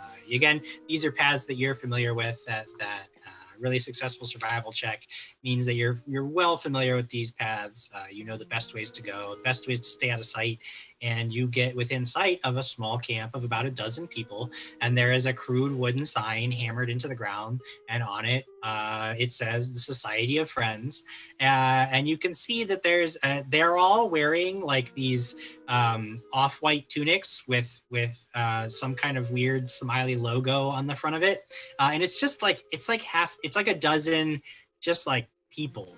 Like you see, just like none of them have any equipment, none of them are armed, they barely don't, you don't even see basic camping supplies are missing. These people are just bumbling through the forest like idiots, but they appear to be. Why don't you make a perception check? All three of you can, now that you're sort of overlooking the camp. 21. Okay. Dirty 20. Dirty 20. I'm All right. rolling so bad. 11. 11. Yeah, Peepa, you're a little distracted, but Fanray and Celia, you can see that all of these people. You notice a couple of things. Celia, you notice that these people are sort of surrounded. There's this rock on the far edge of their camp, and people are sort of sitting around it, and they're all like talking amongst each other really excitedly, and occasionally one of them will like move, and you catch a glimpse of what looks like a small, almost like a bird cage, a black bird cage. And there's something moving around in this bird cage. You can't quite tell what it is, but everybody seems super excited in the camp. Everybody's on like they're talking, but they also seem to be talking really, really loudly towards each other. And Fanray, with your critical success, you note that it's because they're all also like they're wearing like they've got stuff stuffed in their ears, like they've all got earplugs. And they're all like shouting to each other and they can't understand each other. But they're all very excited and they're very and then occasionally they'll like turn towards this cage and shout like a question. And like, I don't know, you just get like, there's a lot of activity going on here. There's something's got them all riled up. Oh, wow. Do we know what's in the bird cage? Can we see it? Through the press of bodies, you can't really tell because they're just kind of blocking the way. They're all standing between you and this cage. You only catch a glimpse of it when one of them like moves to the side real quickly. Well, what do you two make of this situation? Can you see what's over there in the bird cage? I'm like jumping up and down because I'm so short. I can't see anything. I can detect magic. Oh, I like that plan. So she kind of squints her eyes and detects magic through the, and jumping. There is an aura of magic ahead. Somewhere in this area, there's magic. There is some type of magic here, so we should be careful. Is there a way that I could hear, maybe not see, but can I hear what might be in the cage? Sure. Make another perception check for me. Perception. 12. So many voices are going on right now. It's hard to make out anything specific. All right. Is there any way we could get closer and not be seen, y'all? Unlikely, because you're basically at the edge of this clearing and all these people are here. You could try. I mean, Fanray, you're an expert at stealth, but there's not much cover between you and this group now. I can do it, but I'm not there, right? That's correct. You're back there getting a lesson on how bartending works. Right. Pipa, should we check in with the other two and see what they might think is happening? Okay. Hey guys, can you hear me? Yeah. Whoa. Are you in my head? Sort of. It's magic. We think maybe that the leprechaun is in a black cage, but I'm not exactly sure. And there's just a whole bunch of regular looking people. So, but I don't know if we should go forward or back. What do you guys think? You should. If you were to give us a percentage of how much you think it's possibly the leprechaun, what would you say? So I would turn to Fanray and Celia and go, what's a percentage of how much you see a leprechaun? We give over 50%. Oh. Maybe that'll get them here faster. Do you want them to come here now, or do you want maybe you want Moondust to go fly over and see what you can see? Yes, yes. Let's do that. Okay. Hey Moondust, I was thinking. Oh, also, Gwendon, it's about over 50%, but that doesn't matter anyway. Good odds. Moondust, can you maybe keep your mouth shut and be quiet and just kind of fly over the crowd? Oh, yeah, absolutely. And like, I kind of mentioned this before, that I could have just flown down there to make friends, and now you guys want me to fly down I know, but I'm asking you if you can just not use your voice and just use your eyes and perceive things. Oh, yeah. Quiet game. All you guys do, all you see or feel is little, like, gusts of wind next to your heads, but you don't see anything. And I am invisibly flying. Ooh, down perfect. And I the would say, see if you can find the leprechaun in the cage. Or tell us what you see. Okay. So you fly forward invisibly, get a little altitude so that you get a good vantage point. You find your friends. You see they're standing at the edge of this clearing. There are a whole bunch of people. I wave, but I forget I'm invisible. Yeah, they can't see you. But it does look like all these strangers, these potential new best friends, are very excited about something. So you circle around their little camp to get a vantage point at what they're all crowded around, and you see that there's a cage. And in this cage are two creatures. You want to make a nature check for me? Yep. Yes, I do. Ooh, that's going to be a 23. Nice. 23. You recognize these creatures because they are friends. They are known as Griggs. And Griggs are friends of pixies, but they sing. They sing and they love to sing and they make the most beautiful music. But they look very, very sad down there in the cage. And you realize with a sort of shock and horror, it's because the cage is made of cold iron. And Griggs do not like, you don't like cold iron, but Griggs do not like cold iron either. So these people who are shouting questions at these Griggs have caught them in a cage made of cold iron. And they're friends of pixies? Oh yeah, Griggs are wonderful friends because they Okay. sing so beautifully. That scares me. Would I know anything about their magical abilities then, being friends with them? Yeah, you know that sometimes Griggs sometimes people don't feel like dancing, but Griggs can make people feel like dancing. Amazing. And That's why she likes them. they also have the ability, like you do, to go invisible if they don't want to be seen. Okay, I'm And that gonna is fly. what you know about them. Very So useful here's the skills. cage, and then everyone's kind of circling it. But I imagine, like, is there any room for me to kind of flutter, like, right next to the cage to talk to them? Yeah, you could get right up next to it if you wanted to. Yeah, I'm gonna fly down and get right up next to it and say to them, "Hi, you can't see me, but why are you in this cage?" I'll Now say it that in you're sort of Sylvan. you're like near the cage and nobody really knows that you're there, but it's really loud here because everybody's just like crowded around shouting questions. And from the people you catch, like they keep demanding to know where the gold is. Where's the gold? You show us where your gold is and we'll let you go. You just gotta, they're like, they keep demanding that these Griggs, who don't keep gold because Griggs have no use for gold, they keep demanding to know where the gold is. And the Griggs look very sickly in the cage. They're sort of huddled in the center of the cage as far as they can be from the cold iron bars. And they notice this new voice. They kind of perk up.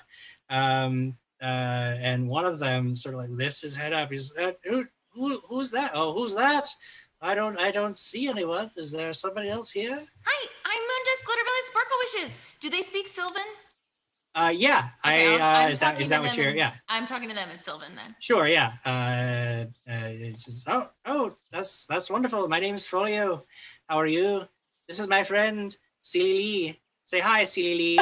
And Silly Lee says, Silly Lee. He's very listless and sickly in the cage. Aww. I So think cute. that these crazy people think that you guys are leprechauns with treasure, but I'm gonna get you out of here, okay? That would be wonderful. We'd really like to get out of here because we don't have any treasure. We're not leprechauns. Well, I know that, but they don't understand.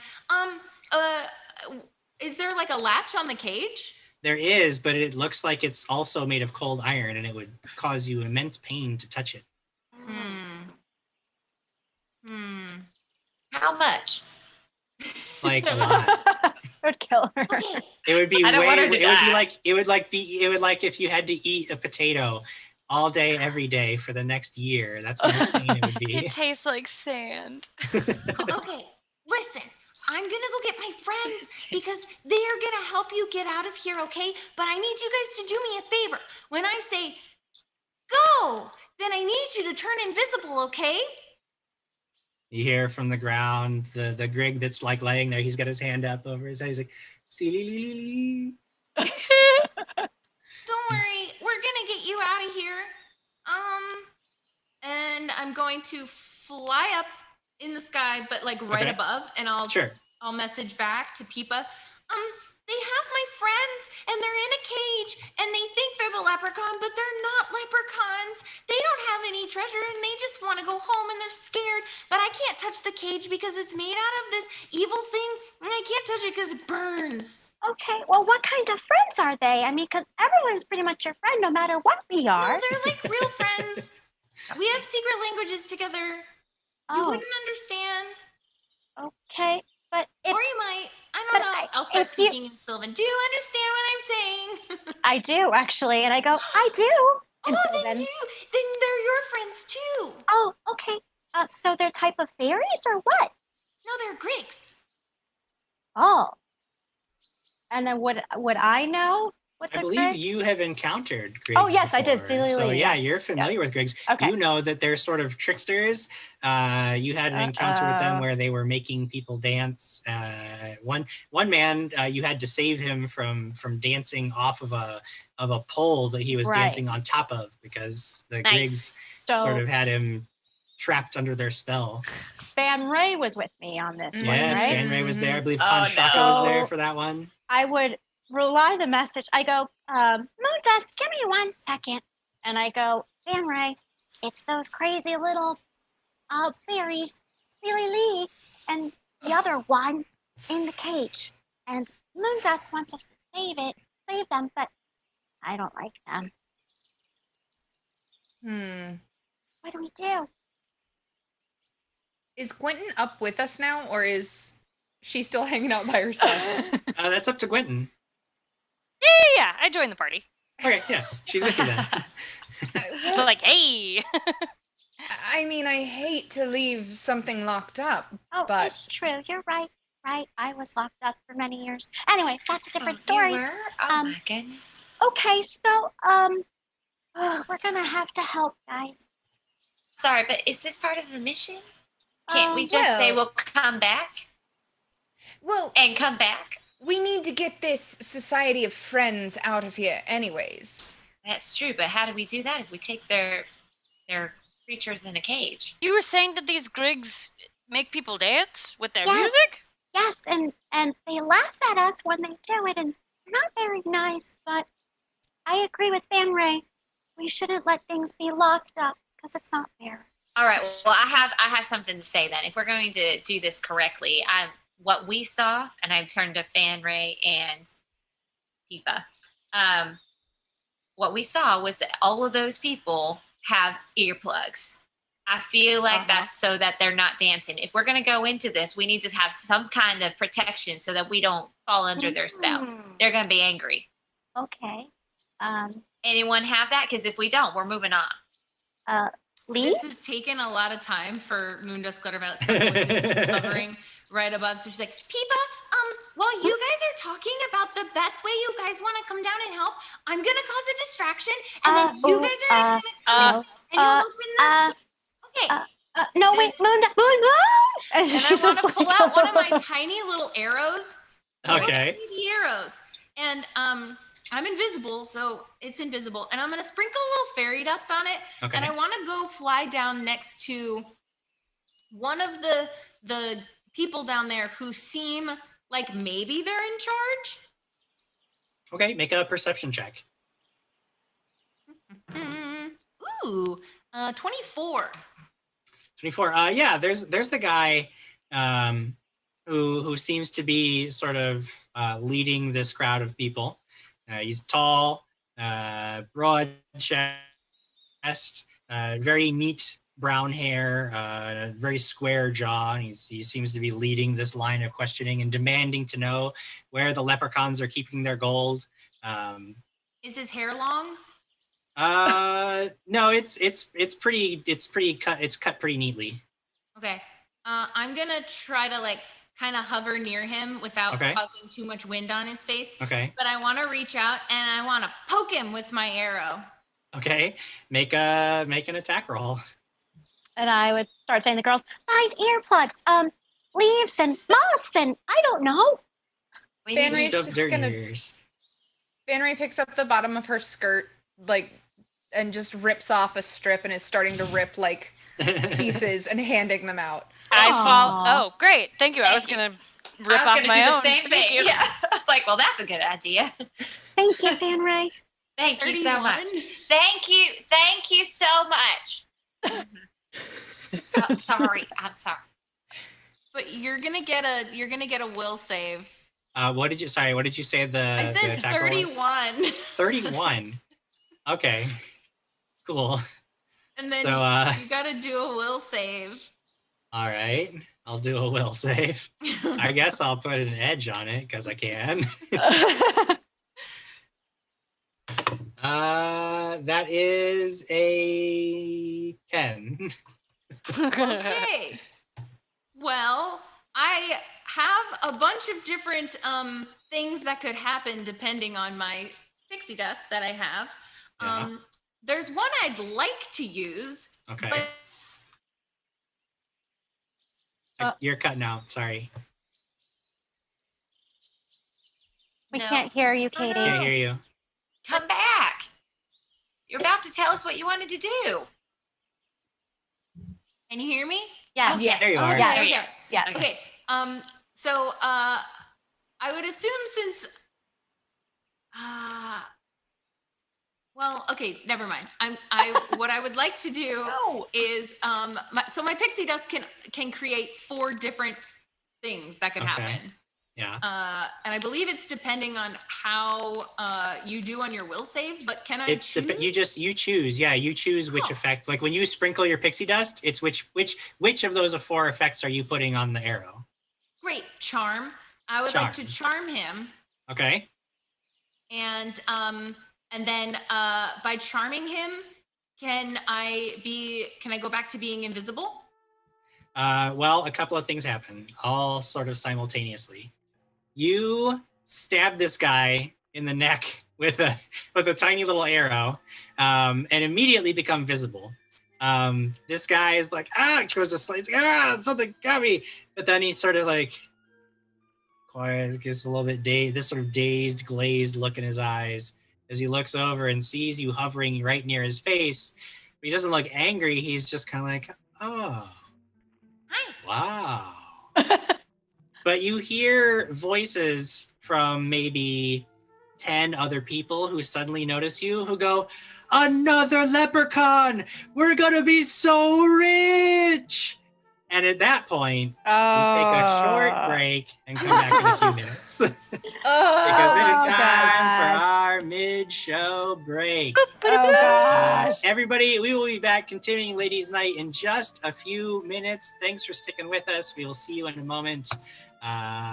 Goodbye for now, and we'll see you in a moment. Don't go anywhere. Goodbye.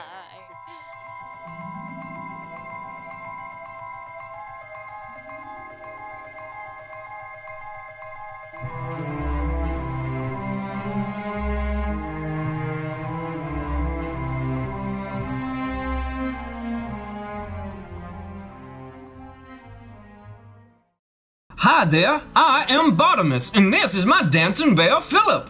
Hi, I'm Peepa. I'm gonna sing you a song, and you're gonna feel great. My name is Reyes, and I do magic. I'm like a lizard. Hi, I'm Kanshaka from the Shaka Clan, and I really like bears. Do you like bears? Can we be friends and talk about bears? Hello, I am Sheog. I have a lot of fun plans, but mainly want to hurt you, but also want to ride the catapult. My name is Matt Mercer. Nary, and behind me you see lopping in this large brown bear, but he's special. He's wearing a nice red scarf that flows in the wind, and he's also got a stogie sticking out of his mouth because it's afternoon. My name is Fanray, and I've never done anything wrong ever. Good day. I'm Oak. Oopsie drive everything. Pickle? And now the worst of them all. Hello, I'm Harry Plopper. I'm the boy who died. Seriously, can we just kill him? Now that's not everyone, but that's most of them, so tune in Friday at 6 p.m. for all the fun! Jim's gonna kill us. Add the Sirenscape Online player to your virtual tabletop sessions for immersive sounds and epic music broadcast to your players in real time with seamless quality. The online player bridges any distance to bring your gaming group together. Get the Sirenscape Online player today at Sirenscape.com.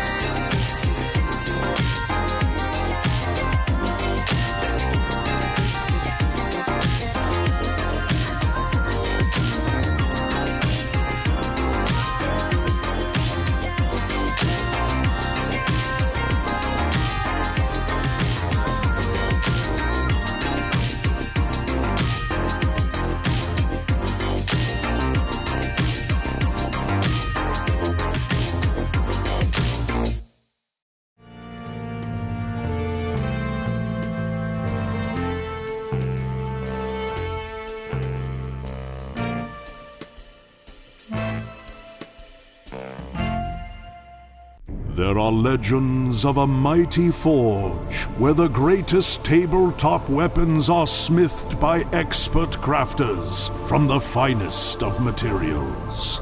Only the strongest of adventurers may wield such relics. Weapons and armor forged from the strongest metals. Mystic foci for the forces of fate, carved from the finest stones. And unique treasures that cannot be found anywhere else in the realms. But beware, the forces of evil may find dark and powerful relics of their own in the online armory.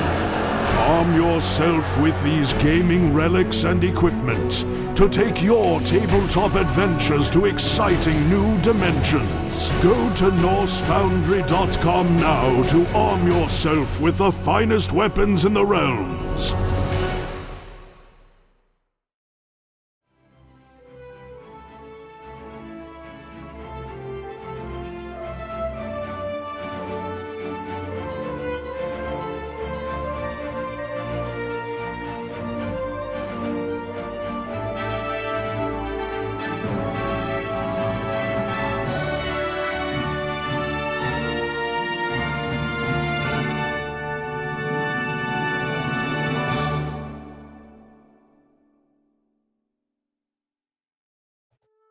Hey, everybody. Welcome back to the second half of our Ladies' Night episode.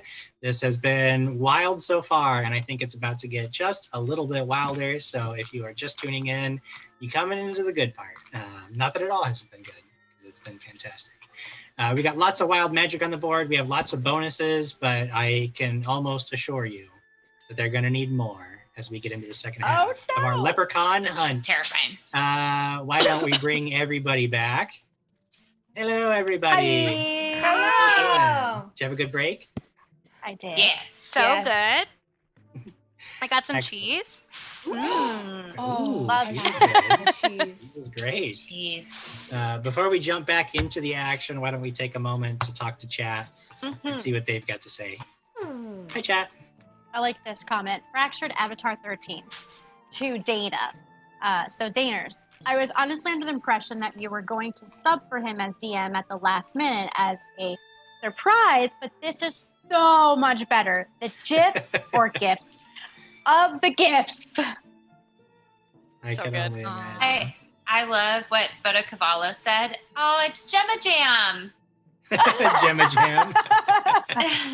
That's really great. That's Crazy cute. Stank is coming in here with the most important question. Jess, what kind of cheese? I'll tell you. Hanging.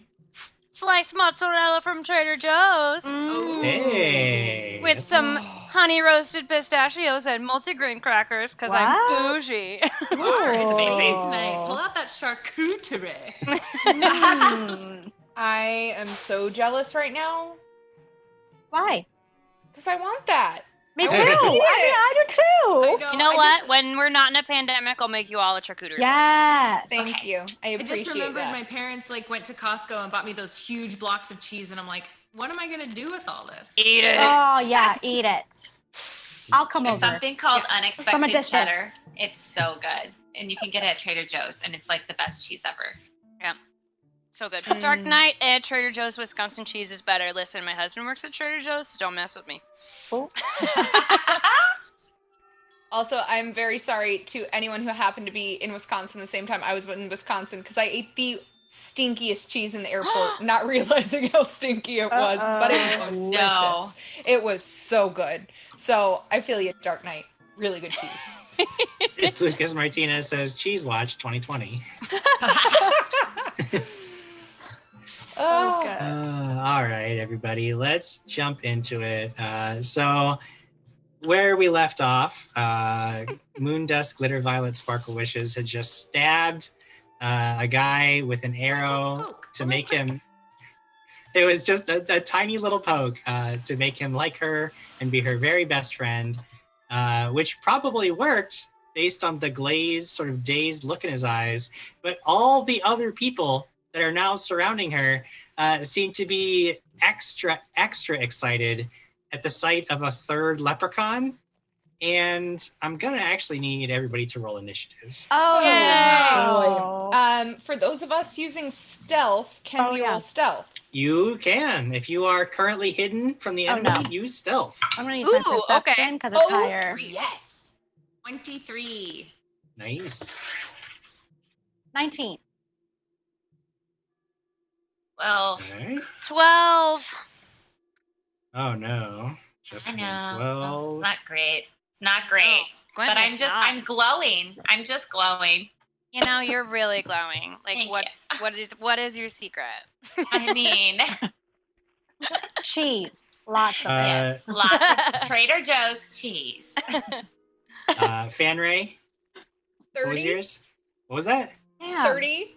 Wow. Oh, okay. Wow. I rolled a natural 20 and I'm using stealth. Okay. Nice. You rock.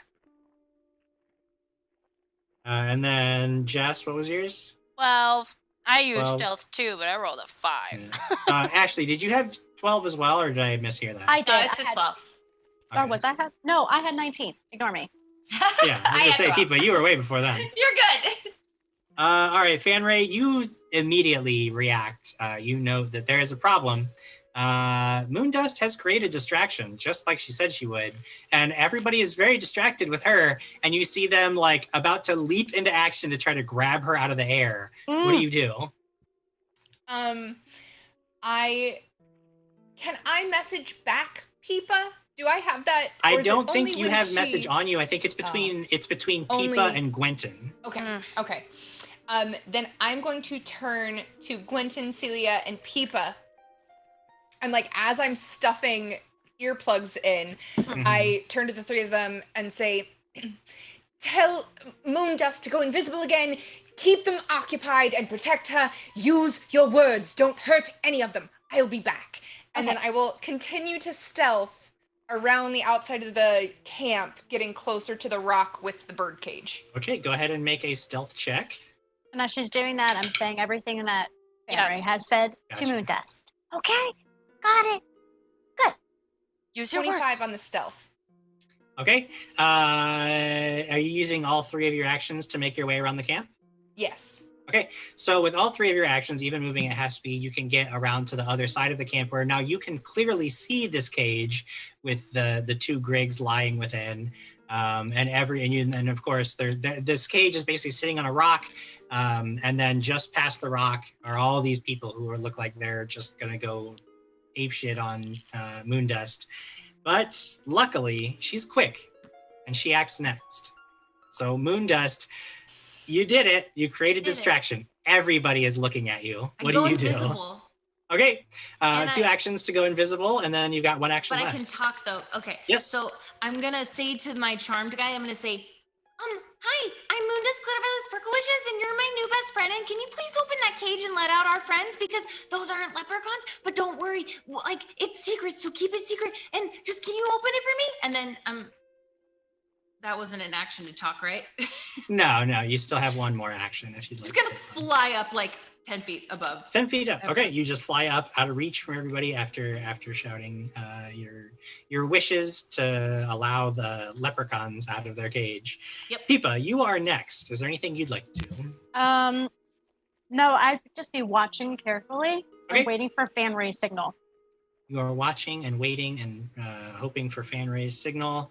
And The hoping next and wishing. Right. to Fan- go is me. The whole group. You hear a bunch of you hear some shouting from the Oh crowd. no, I can't go the right way. It's confusing. Come on, Uh, Yes. Yes.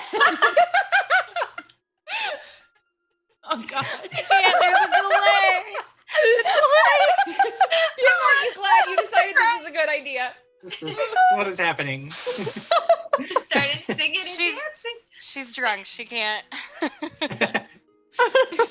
So this crowd of people, you are hovering near this guy's face, and you say a whole bunch of stuff really quick, and you fly up, and you see like he stands there for a minute, and he's like, "What? Huh?" As everybody around him is just shouting, He doesn't appear to have heard your request amongst all the rest of the shouting and the fact that he's got the earplugs in. So he's just standing there like, where are you? Wait, come back. I can't see you anymore. I just want, like, we could just talk, right? At this point, some of the other people are standing there. And one of them like grabs this guy by the shoulders and is shaking him. He's like, Gregorio, snap out of it. There's another leprechaun.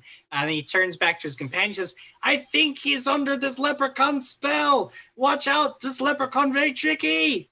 And they're all like looking around, but they can't really do anything because they don't see you anywhere. They're all just like spreading out. You see, they don't have like any weapons or anything. They're just like looking around like they're gonna like grab you if they see you, but they don't do anything else.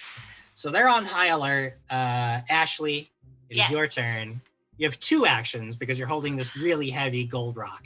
I am. But what do you do? I think I'm gonna wait. I'm gonna wait also for Fanray. Mm-hmm. You hold off, and then Jess, anything from Gwenton? I have an idea, but I don't know. I'm trying to give these men with earplugs in their ears a visual cue to be distracted and go somewhere else. Okay, so I'm way back over here, and I see that they all have their earplugs in, and I'm trying to like get their attention visually. Be like, hi, over here, hi, and trying to do that whole like, come here, because I want to tell you something, but you have to take the earplugs out. Okay, all right. Make a deception check. Great, what a good idea. Oh no. Don't have anything for deception. I have -1. Oh boy, I'm gonna try. Nope, it's gonna be an 8. Do you want to re-roll? Can I help? Yeah, can I help? chug. She can drink. Can she re-roll, or is that just on skill checks? Well, it's for anything. So if you want to start chugging, so that she can start chugging. re-rolling. Yeah. Okay, but great. you have to wait. You have to make a toast to her good fortune first. Oh, okay. I toast to Gwenton and Gwenton's amazing drunken fortune. Okay, when she starts chugging, you can start re-rolling. All right. Okay, go. Toast. Wait, are we all supposed to chug? No, I was just only toasting her. with her. I was just toasting with her. Oh my god. Oh my gosh! 19! You got 19! 19! Oh my god! Stop my water! It's not a good night for me, I don't know. It starts out a little awkward because you're just get their attention and you're not even really sure what to do, and you're trying to like get the right pose and like come here boys, and like they just like they're not even focused on you at all, but then all of a sudden like one of them sees you and is like, oh, there's somebody in the woods, what is that? And and you're like, I mime like, the earplugs out. Take him out. Yeah.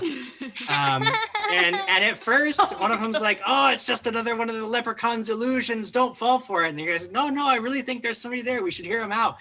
So they start taking the earplugs out, and they're like, all right. They do. They take their earplugs out. And wait, is my turn over? That was one action. So you've got 2 more. I start singing a common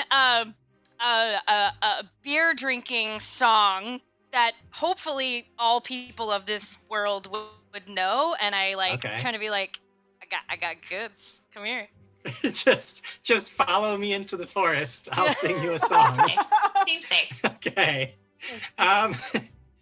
That is going to require another deception check. Great. Katie, do you want a drink? Oh god. Wait, what? Did you? You don't not have roll to. well? I just. Well, because I have to deception again, and it's deception. Well, roll She's the just first time, anticipating right? it's going to go badly. Okay. Yep, it sure did. Okay, go. Okay. Nat 20. Whew. Oh my gosh, Okay. that was so Oh, good. that was good. Right That was away good. that time. For some reason, people are like, wait, I think she wants us to go over there. I think she's singing some kind of she's got beer, I think. Oh, And they start Heidi. there's about a dozen people there, and you get like 5 of them start wandering over to you in the hopes of figuring out what the heck is going on. You just sort of Lady Bugs Bunny them all over to you. Perfect. You do technically have one more action left if you'd like to do anything else. Oh boy. Can I? I guess it wouldn't be really an action, but can I like tell my friends like, go get the thingies, get the berries? Sure, yeah. If you wanted to do that, if you wanted to pass a message while these people are looking at you, though, it would require another deception check for them to not notice that you have. Do it. All right, here we go. All right. Oh my god, that's gonna be a 9. A 9. Uh-oh. Drink. Okay, she's chugging. Drink. Okay, 15. 15? 15. My cheers to Quentin. They're all looking right at you, so A cheers to that doesn't Quentin. look like they're going to be very convinced with the I 15. thread it into the song. I thread the words into the song. Go. I'm just saying help that with a the 15, little it doesn't look so good. But Yeah, the with a chugging 15, is stopped. it doesn't look So we're at a good. 15. So I cheers. So to they sort of know, like, hey, wait a second. The words to this song are very, very suspicious. I don't think this dwarf is alone. This is some kind of leprechaun trick. They seem to have caught on to the ruse, and now they're all looking around for your friends. 2 of them actually continue to head towards you, like they're going to try to catch you, because you must be one of the leprechaun's allies, or you're an illusion, or whatever. But they're going to come try to get you when it's their turn again. All right. Can I go? It is the top of the next round. What was that? Yes, you can. Can you have I- not can I gone go? yet, so if you want to.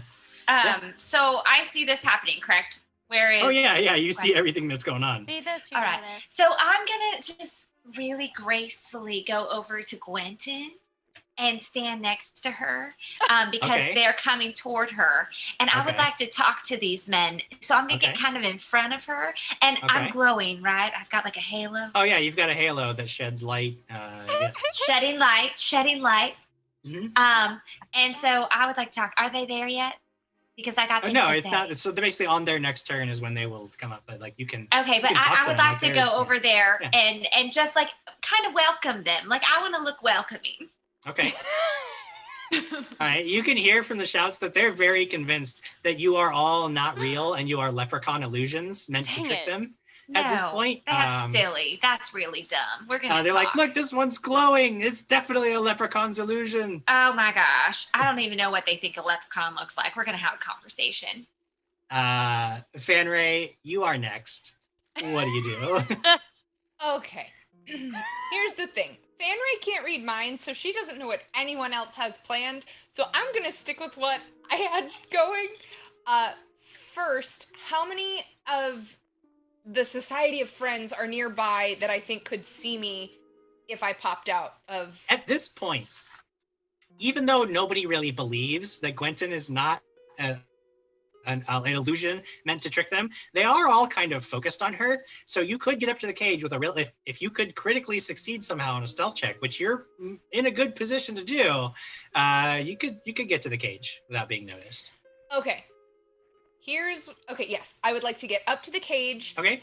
and stow the cage Okay. first. Yes. And then we'll go from there. So Okay. stealth check. So stealth check first.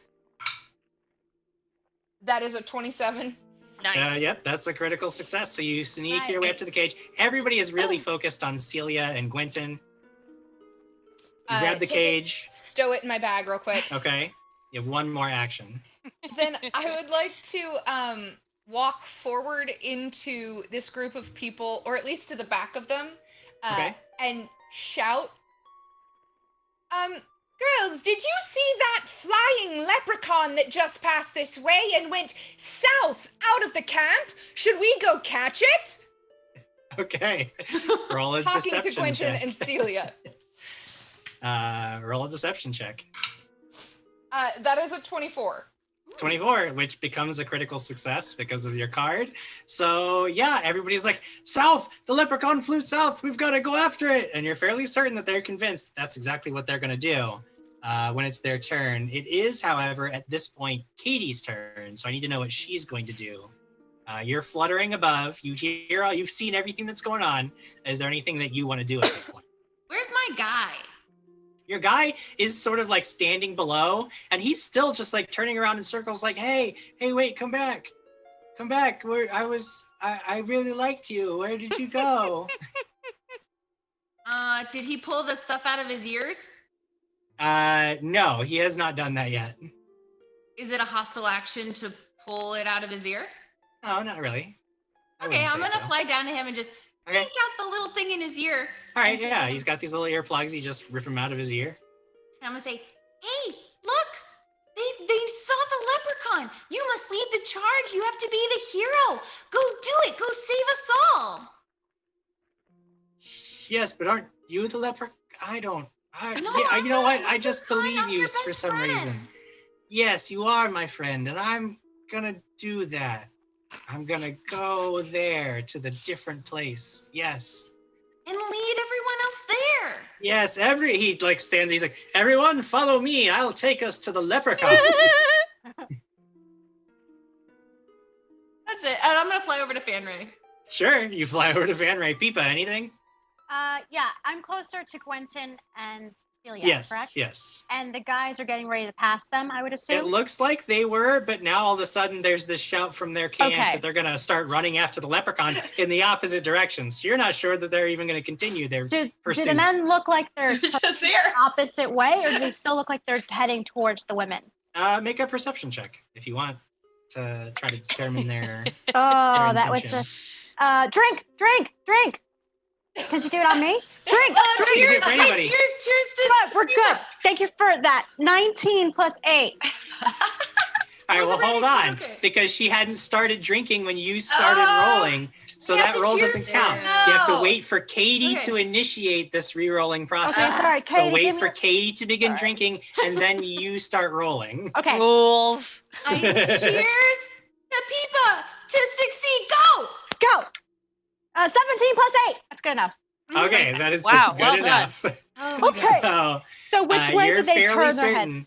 that these guys are confused until just about the time that the guy in the middle of the camp sort of stands up real tall and says, "Follow me, I know where the leprechaun's gone." And those guys now, like, it looked like they were kind of torn which way they're going to go, but now it looks like they're pretty convinced they're going to go follow this guy wherever he leads. Okay.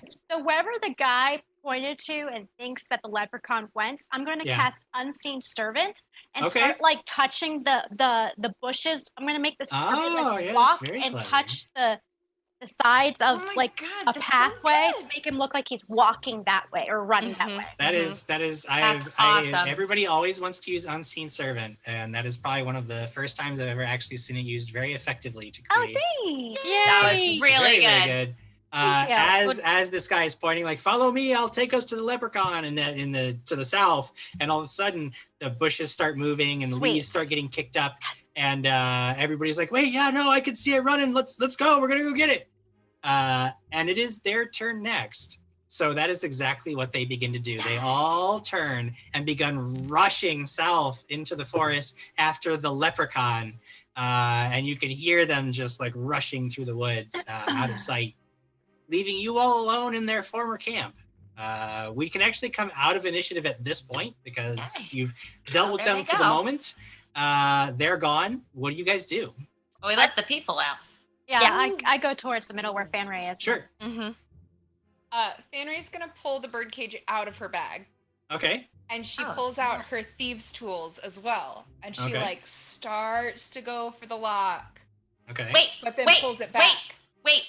Detect magic. I can't do it. Who's there? Who's here? Magical I because guess they're I my can do Great. it. Right, Kate. that's probably where the magic came from. It's probably those little guys. You don't think that it's the lock? Well, we could try it on the lock. Detect magic on the lock. Yeah. You don't sense the presence. You would guess that the magic is coming from the Griggs. In Sylvan, All right. Well, you guys were right. In Sylvan, I want to talk to them. I'm going to say, "These are my friends, and we're going to let you out now. So, please be nice to them. I have candy." Yes, of course. We'll be very nice. We've actually met these. There's the leafy girl and the tall elf one. We've seen them before. Yes, we're good friends with them. I'm going to say in Sylvan to them, funny business if we let you out, okay? We're doing We've you never a favor. done funny business in our lives. We're very responsible citizens of the forest. Keep all Everything we've ever done has been to help other people. That's what we tell ourselves every day. Well, okay. Well, keep your earplugs in, my friends, please. Let's just not. Well, here we go. Let's open this thing. Let's get going. We gotta find the leprechaun. Exactly. Peepa, Moondust, I will open this cage as long as these Griggs give us information on the leprechaun. Oh, yes.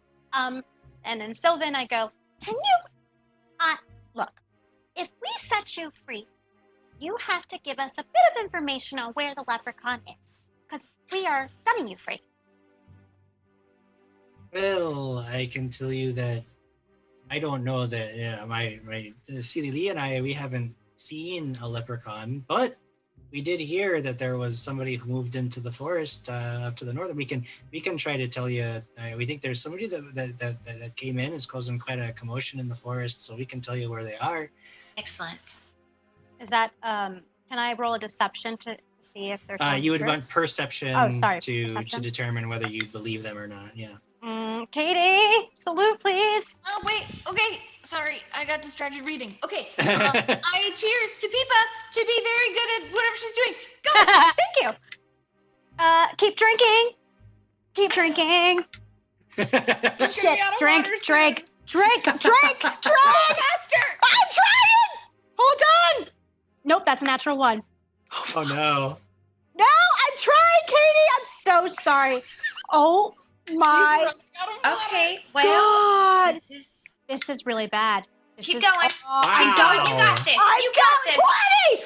I'm Okay, done. Stop drinking! You are killing it. Done! You are killing it. Oh, no. I promise it's a 20. Katie, you're gonna have Okay. to pee so bad. Yeah, it's gonna get. Yeah, Steve's good gonna thing have I to take didn't a do break that before with the end of this. wine. My little tiny dice. Oh, I know. Oh my God.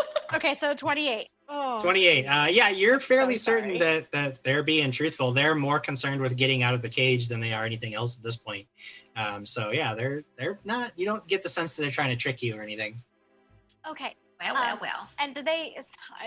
Sorry, I forgot. Did they tell us the direction in the forest when I was asking them? You would think that probably the best way to do it is similar to the way that you guys came in originally, which would be to show them the map and then have them sort of tell you where to go. Oh, okay. So I go, okay.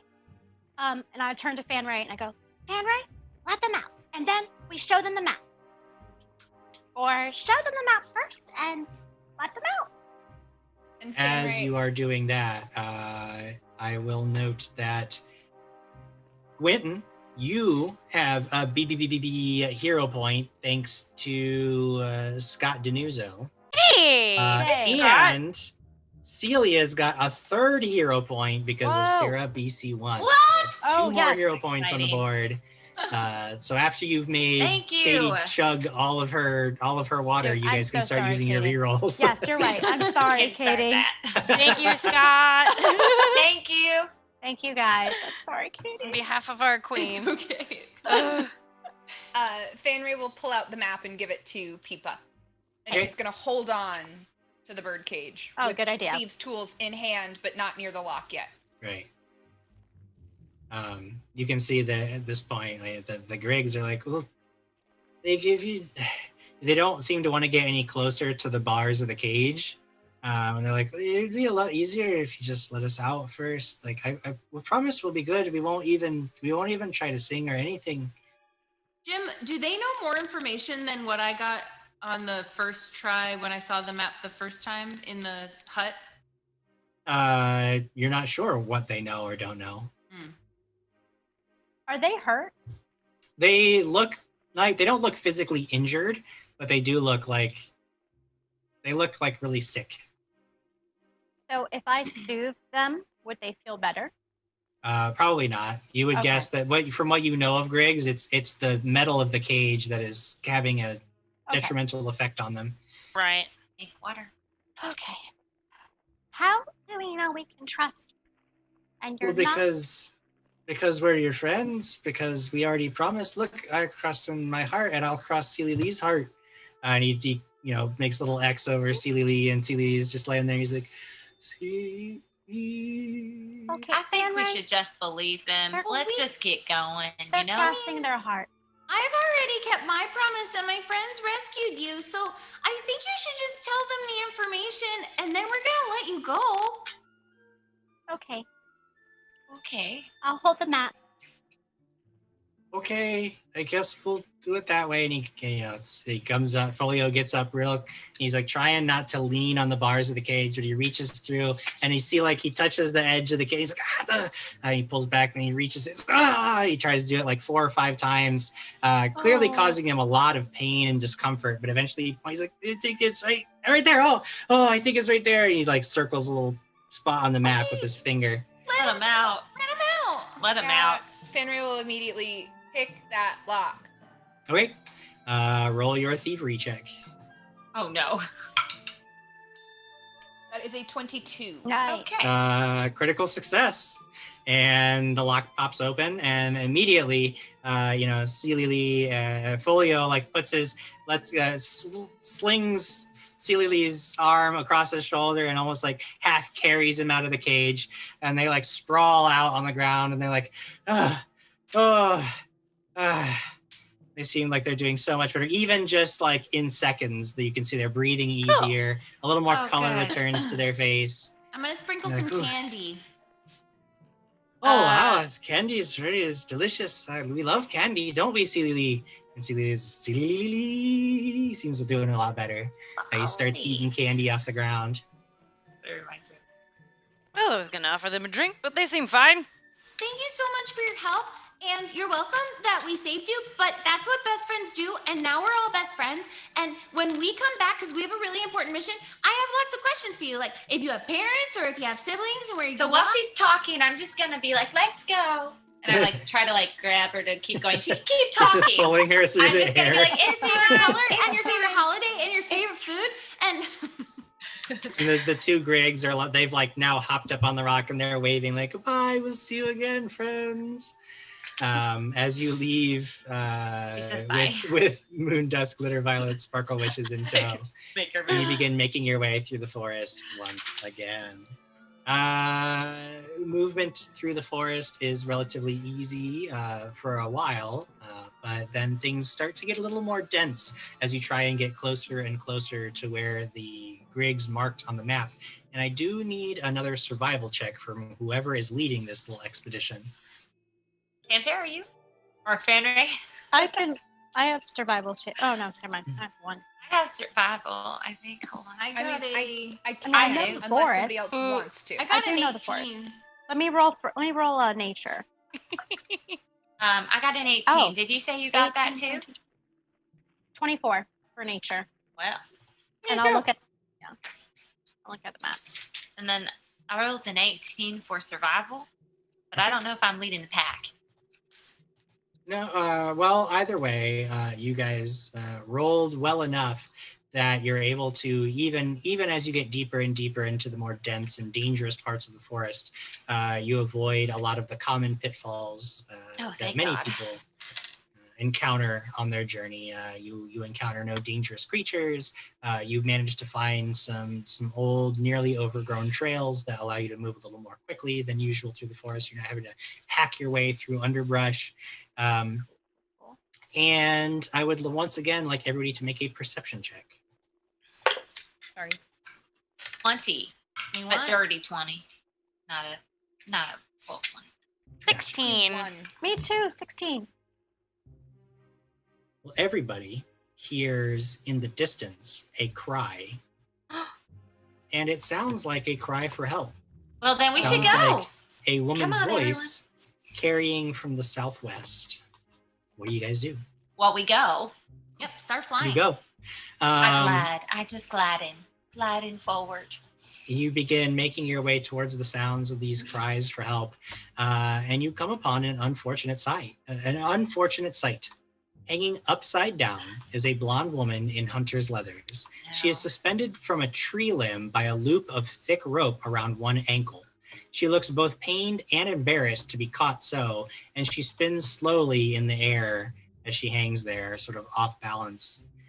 Complicating her situation, however, is the fact that she dangles above a 10 by 10 foot pit lined with sharp wooden stakes. Oh. Even if you cut her free, the fall would no doubt be deadly unless you could somehow help her not to fall into the pit.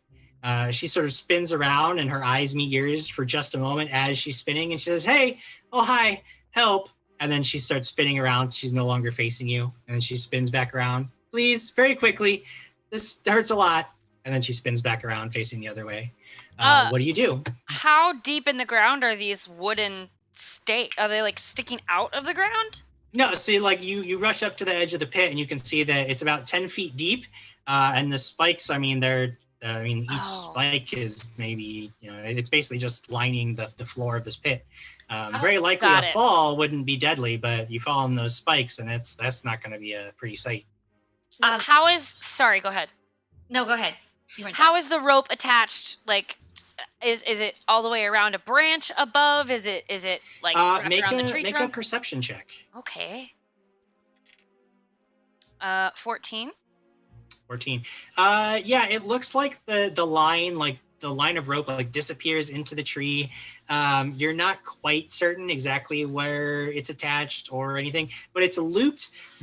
She's dangling and the rope is looped over the tree branch, so it's not tied to the branch. With your expertise in forestry matters, you would guess that she's somehow got herself caught in some kind of crude but effective snare. Dang. May I please perceive if there's anyone else around? Sure, Or go if ahead. she's just there? That's an 18. An 18. It does look like she's the only one here. You don't see anybody else. I don't see lurking anything nearby. anything around. No, nobody else is nearby. No creatures of any kind. All right. I'm gonna fly up right in her face. Okay.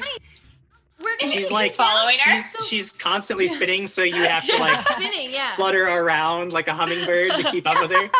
And she's like, oh, hi, hello. Don't worry. We're gonna get you out. Just hold on. My friends are really good. Okay, sure.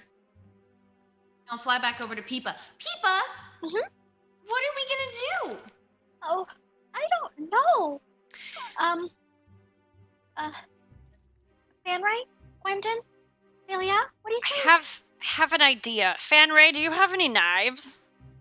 Do I He's have got a lot. knives? You start asking for knives, and she's like, wait, hold on, wait. I don't, hold on. No. Hear me out. If you swing your body as far forward as possible, I can catch you, and then we can cut you down from this rope from the other side. You see, she like her eyes are wide at this point, and she clearly thinks that you're insane. But I'm not saying that's a bad plan. I'm saying she's just looking at you. She looks down at the pit. She's like, swing my body and cut free. I'm gonna get. No. I don't know. You will be in my very strong arms when the rope is cut.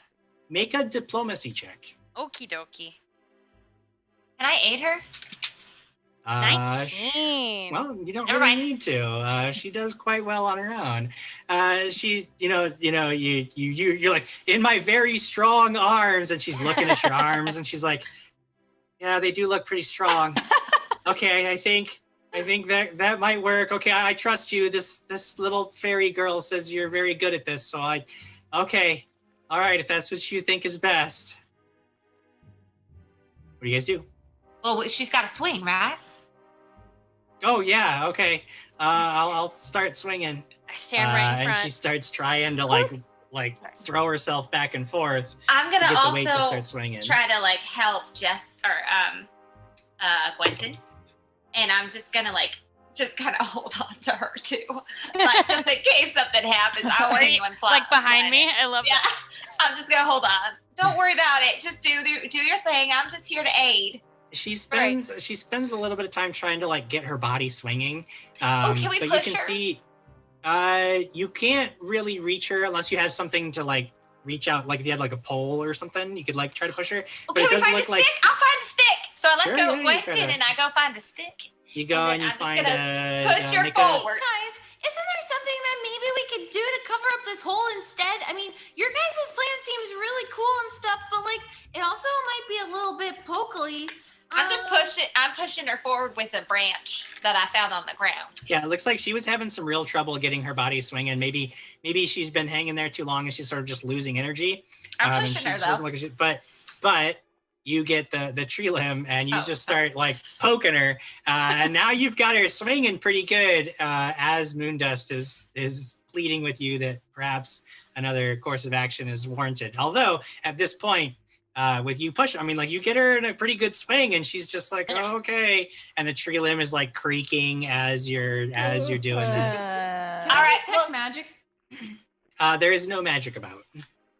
While this is happening, can someone please cut the? Oh no, we're catching her first. Okay, so I'll push her, and then I'm gonna run back to Gwenton, and I'll go grab her, Okay. like try to help, because I got a good enough push going. Okay. So I'm really trying here. Come on, I y'all. know. We're really putting her all into this one. Have her? Well, yeah. So she gets her swinging, and then you grab onto her. You can Okay. because she's upside down, so you could grab her by the arms, or it would be Pull on her. difficult Oh, to right, get her anywhere above the shoulders. Would be really more difficult because of the angles and stuff. But you Okay. could grab her arms pretty easily. All right. I'm holding her arms. All right. All So right, now someone instead cut of it out. swinging, she's just like hanging there at an angle, and she's looking you dead in the eye, and she's like, "Don't you drop me." Oh, I I'll can grab do her. this all day. Should I help and grab her, Gwenton, or do you want me to continue helping you? Am I helping? You're doing a Uh, great job. You're doing All right. a fantastic I'm job. just gonna do that then. Just tell me if you want me to do something different. I've got this. I've got this, guys. I've got this. We're gonna save this woman. What do you guys do? Moondust and Peepa, is there any way you can protect her in case she falls? Before I start throwing knives. Just gonna throw the knives at the rope. Just curious, would it have been a Jim, little bit easier? if I don't fail, it's a critical success. That's true. This would be attack rolls though, not skill checks. Well, Then on I'll your climb the sheet that tree, you but- wrote here, Jim Jam. I don't What? have a net. Okay. All right. Well, I can- Wait, Heal. what if somebody got in the tree and like held the rope from there, so that way, if That- Oh, yeah, that's a great idea. We should. Yes. Peepa, can But you that do doesn't that? Get her down. Here's whoever the is strong, tiny I am. because someone can hold the rope from the tree, and then since Quentin is already holding her, then yes. Question. Here we are. Hi. Since Gwenton has her, does that mean that she's still over the hole? Only like if she just fell, she would probably actually land on the lip of the pit, and then So she provided wouldn't she hit it. didn't let go, she would be able to haul herself up. Right. But I mean, there's always a chance that like if she messed it up, she would just slide back down into the pit. So. Oh, we're not going to do that. I'm holding we're not Gwenton. gonna mess it Gwenton's up. Right, holding right, her, right, and we've right. got this. Let's go. All right. So throw those knives. Okay. Well, Peepa, did you have something? I Oh, was sorry. just going to say, I'm not strong enough to hold the rope on the branch. I don't think we have to do Yeah. that. Right? Here, instead of throwing knives, because, danger, I'll climb the tree, cut the rope, and then she can fall from her feet. Excellent. Right. Excellent. You do a count off, and then I'll catch her as soon as it's cut. Wait, you already caught her. You have I know, her. but I gotta pull her out of the pit, woman. Let's go. I'm holding on. I think we should hurry, because that tree branch is kind of making creaking noises. That's very and true. Fanry will go to climb the tree. Okay. Make an athletics check. Oh, Athletics, okay. Natural 20, 25. guys. Excellent. Critical success. So you scamper up the tree, you get out onto this tree limb, and as you're on the tree limb, it's like dipping, and you can feel it, like it. You can hear like a couple of cracks. It doesn't break, but you can hear like some really disturbing cracks. And you can see some splinters where this limb does not look like it wants to hold your weight very much longer. What do you do?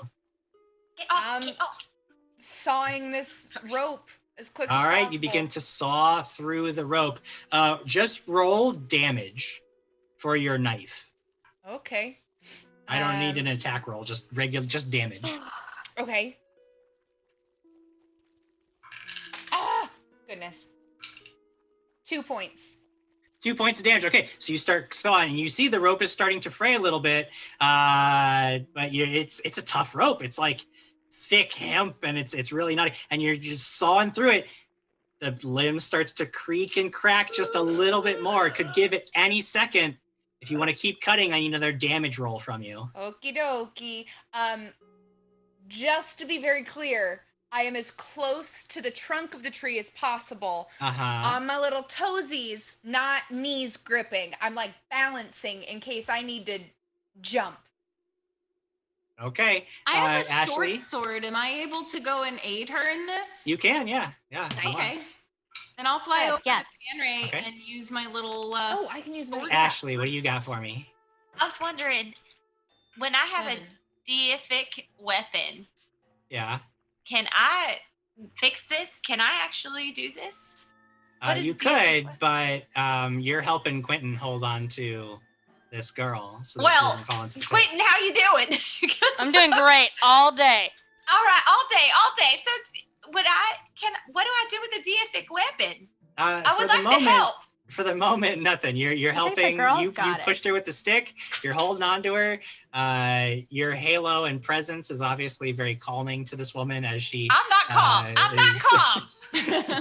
She's starting to freak out because you're not calm, and now you're I'm actually not not helping. calm. You're It's hurting the fine. whole thing. It's fine. Everybody's freaking out. It's gonna keep telling me Fanray, it's fine. and you see Moondusk, Glitter Violet, Sparkle Wishes flutter up near to you. She's got this sword in her hands. She starts cutting through the rope as well. You're sawing through the rope. It snaps suddenly, and this woman begins to fall. I need an athletics check from Gwenton to hold on to her. Wait, do I do it too because I'm holding on to Gwenton? She's gonna basically you're decreasing the DC that she needs to hit to make this work because you're Is that helping. a good thing? Okay. Yes. Yeah, it is. It's a good I got thing. you. Okay, I'm just looking at all my things I that only I got have you on my this much things. though. See if you have and 0 points. 0 points. And I have hero points, which is Yeah. reroll, right? Yeah. That's a Yes. reroll. Yeah. Okay. Okay, so hold on, Katie. Okay. Oh boy. Okay, I'm gonna use my reroll now. Oh boy. Oh, jeez. Okay. I need to use you, Katie. Okay, cheers to Quentin to be successful. You better hurry. Go. Oh God. Keep going. Oh. Keep going. Oh God. Keep going. Oh my God. Keep going. Hey, just finish. Okay, right there we go. Okay, 21. 21. Okay. She starts to fall. You brace yourself. Celia's got you like around the middle and hold you embracing as well.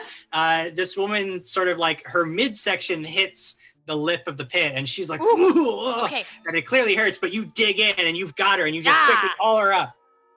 And it's at about that moment that you all hear the crack of the snapping limb. And Fanray, I need a reflex save from you to safely jump out of the way so you don't fall in this pit. Oh my gosh, Fanray. Okay. Okie dokie. Got you, Jamie. 18. 18, you throw yourself back, almost like standing up and grab the trunk of the tree behind you, and the limb falls away into the pit. But you are safely like on the very edge of where this limb still is, and you're okay. Thank goodness. Fanray, you saved job. the day. You saved the day. So did you, Quentin. This was really good teamwork. Really great. She's fine. She's fine. And thank you, Moondust, for your help with the rope, and Peepa for keeping a calm head. Yes. Because no one else was. Yes. No one else was keeping a we calm were really. I no. was absolutely fine the entire time. I mean, Now I am drinking. good teamwork, everybody. Good teamwork, everybody. You've done it. You hold this woman up. You know, she's breathing heavy. She dusts herself off and she looks down in the pit. She looks up at the rest of you and she's like, oh wow. That was close. But you were right. You guys are good. I guess that makes sense. She sort of like looks at your badges, the HEI mark on your arm, and she says, "Oh, I guess the heroes arrived. That's good. Guess I really needed it. Guess I shouldn't have come out here by myself." What did you come out here for? Oh, well, I mean, I was looking for a Lepre-can in the woods. Yeah. I thought I could get its treasure. I thought if I could get it all for myself, I'd be rich. Thought I wouldn't have any trouble. I'm used to traveling through the woods, and this is deeper than I've ever gone. And, I saw some tracks, and I thought it must be this Lepre-can, but I start following them, and all of a sudden, I find this pit. I was so grateful to have found the pit, and I avoid it. I think to myself, great. I'm gonna, maybe this Lepre-can's laying traps. So I start skirting around the outside, bungle right into a snare, lifts me up into the air, dangling over the pit. I think the pit was really more of a distraction to get me to think I'd avoided the trap. I feel so stupid falling for something like that. It's all right. It happens to the best of us. Well, you know what? You should rethink this whole being rich thing, because what's the point of being rich if you don't have friends to share it with? You know what? I think you're right. I clearly got in here over my head. I'm gonna head back. If you would like to keep adventuring, and Fanry pulls out a business card. If you want to keep adventuring, do put your name in at HEI, and next time you won't be on your own. Mm-hmm. Maybe you're right. Maybe that was it. Maybe I should think about joining up. You're not an island, kid. She takes the card, thanks you once again for saving her life, and begins heading back in the direction of the city, away from this pit and snare. You've saved her life. Congratulations. What do you guys do? Go forward. Can I ask a question? Yeah, you can ask a question. I have this thing that I'd like to use to mark a location, but do I have to see the Lepre-can in order to have it beam? So that spell that you're talking about, you do cast on a creature. And okay, so I have to see him. Yeah, you have to see the creature first, and then if the creature gets away from you, you can use that mark to follow it. Okay, thank you. Yeah. Never mind. So I think moving forward, we have to be careful of traps. And Fanry, I know you're very good at finding traps. Yes, I will keep my eyes out. These tracks this woman mentioned, do we see them? What? Make a survival check. 19. 19, which would be a success. So it's a critical success in your case. Yeah, you do see some tracks. It looks like small feet heading off in the direction that you guys were headed, away from the pit. Well, looks like we know which way to go. Let's go.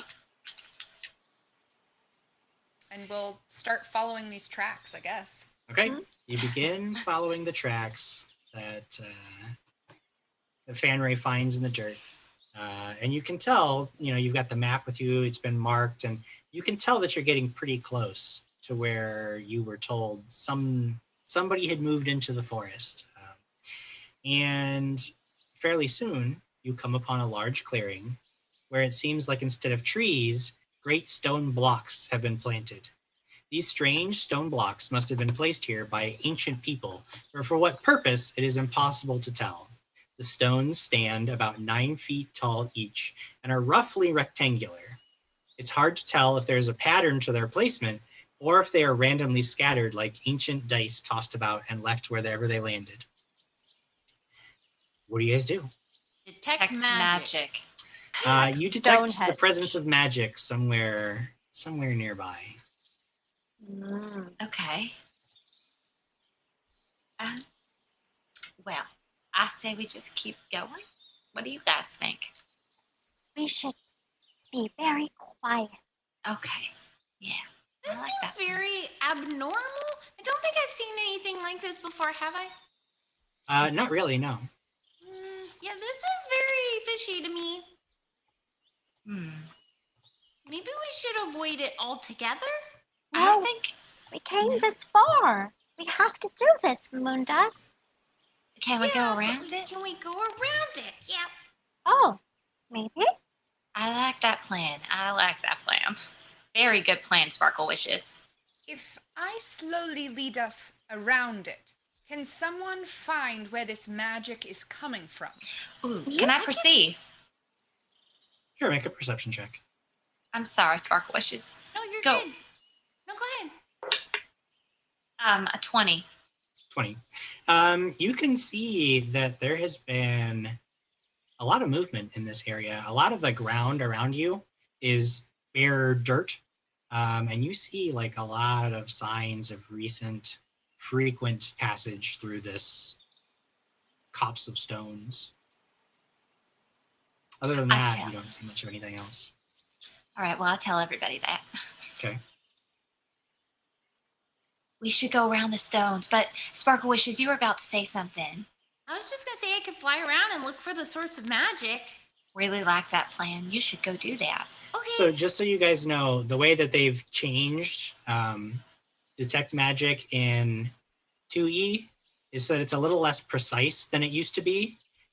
You can detect the presence of magic in an area, but you can't really pinpoint an exact source of magic anymore.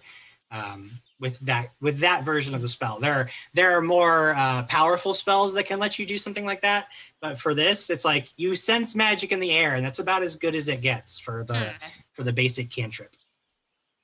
Dust, would you like to do a flyover? I can do that. I'm not really sure I'm gonna be able to sense anything else, but maybe I'll see something. So I'll go up in the air and see if I see tracks, a creature, a person, another strange rock formation. Sure. Go ahead and make a perception check. Ooh, 23. 23. You are looking around.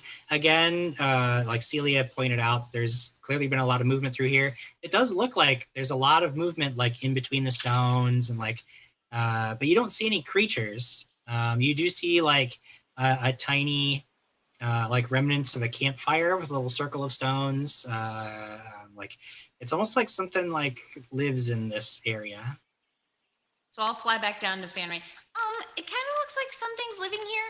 You know, if I had to guess, it's probably a leprechaun, but it could not also be a leprechaun. But there's a campfire over here, and I think we should be really careful because sometimes leprechauns can be really tricky. Hey, Jim Jam? Yes. When I have Deity's Domain, what does that exactly do? Does that like allow for the domain to change?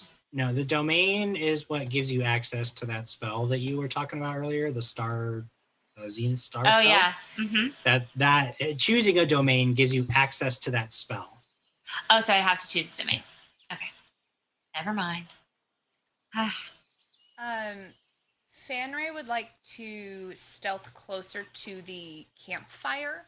Sure. Specifically looking for tracks or any signs of nearby life.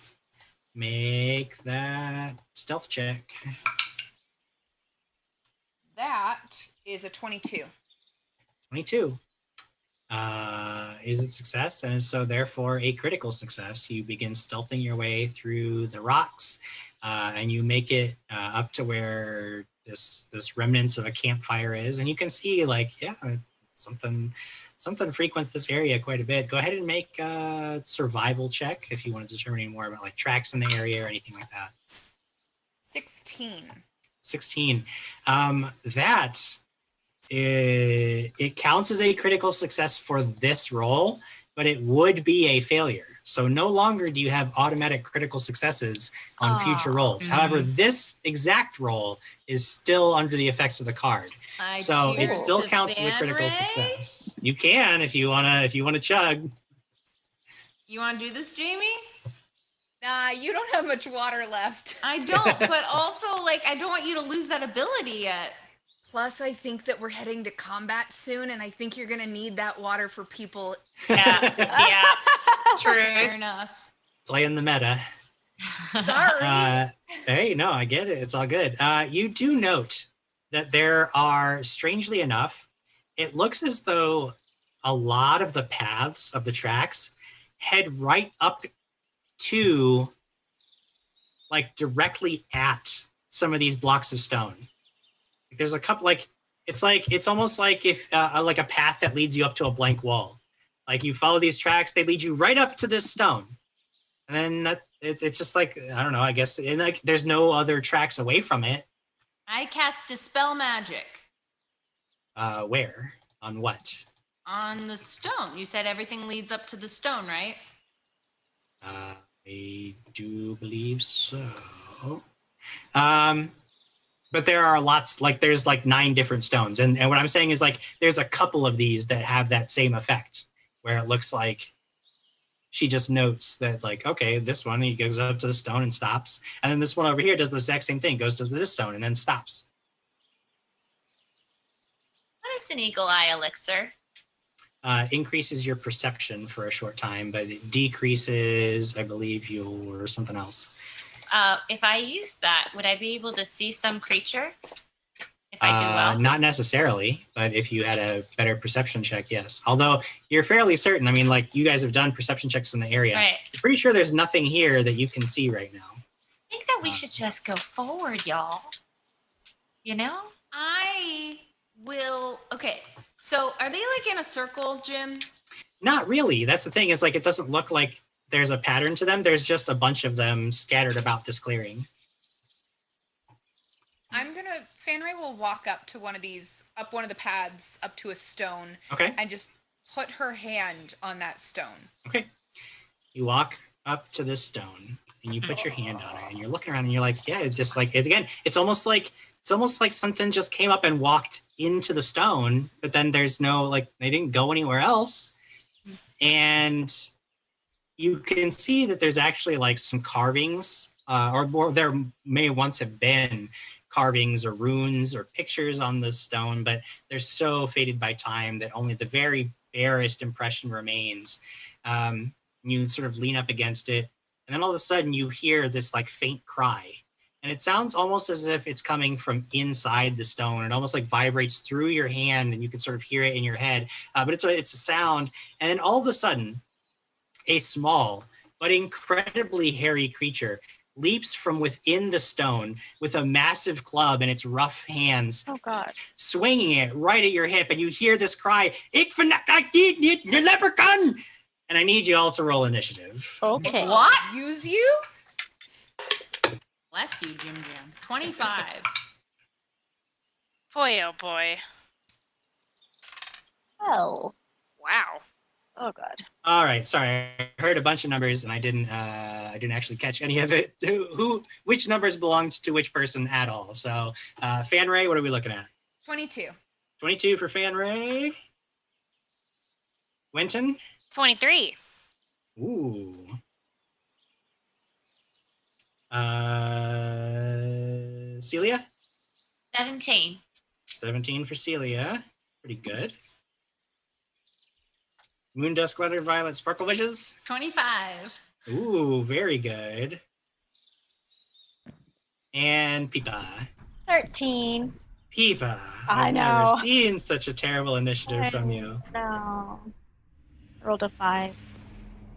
I am right here. All right, so in a surprise round, this creature leaps out of the stone, almost as if it were melded with it, and just swings this huge club at Fanray's hip. Oh, Fanray. That is going to be a 17, and you are flat-footed, so it's -2 to your armor class. That matches. Matches as a hit, so he gets you right in the hip with this club. It smacks you. You take 16 points of bludgeoning damage. Holy crap. Are you kidding me? And it is the top now of the first round. Moondusk, Glitter, Violet, Sparkle Wishes. You see this little creature covered in hair, about waist high with Fanray, leap out of the stone, smack her as it's just shouting, and it's shouting in Sylvan. And you can hear it saying, "Get away from my rocks. I'm not a leprechaun, you idiot big jobs." And it is your turn. Who speaks Sylvan? I speak Sylvan. Oh, thank goodness. So does Moondust. He's saying he's not a leprechaun. What is he? Can I make a nature check? Yes, you can make a nature check. Ooh, 29. 29. These are kind of rare creatures, but with a roll like that, I can definitely still give you some information. You've heard of these hairy little guys. They are wild. They do not like people. They can be very mean and territorial, but they are known as Chorids. And Chorids, basically, they can like move through stone, and they take great pride in their hair. And their hair actually sort of like serves as their clothing. Like they're just covered in this long hair on their head, and their beard is so long and lustrous that it like serves as their clothing. And they take great pride in it, and they care for it almost exclusively. But other than that, I mean, they're mean and nasty. They're not strictly evil, but they're dangerous. That's for sure. This isn't a leprechaun, but also he's not very friendly. I'm gonna pull out my little baby arrows and sprinkle some fairy dust on it, and I'm gonna shoot him.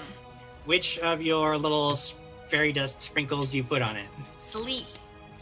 Okay.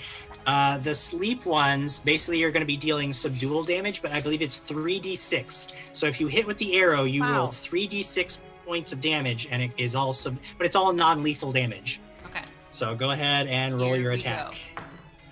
Oh, dang. All right. That's a 30 total. Wow. 30 is a hit. Wow. So you said 3d6? Yep, 3d6 points of Oh yeah, is that a subdual crit? damage. Because I have a deadly crit. d10. Oh, okay. What? It is not a crit. What? Here we go. I don't like it. I don't agree. Okay, not great. That's a 3, 4, 5, 6, 7. 7 points of non-lethal damage. All right, this arrow, basically, it's almost like a blunt-tipped arrow that smacks into this creature right in the forehead, and there's this burst of dust. He's like, and you can hear, those of you who speak Sylvan, you know that it's like, stop shooting arrows, come down, you little rats, I'll smash you all. Yes. He needs a will save. Against what? For my sleep. No, sorry, hold on one second. Each effect depends on the target's DC will save. I know. So the sleep effect. Oh wait, no, yes, it's the same thing.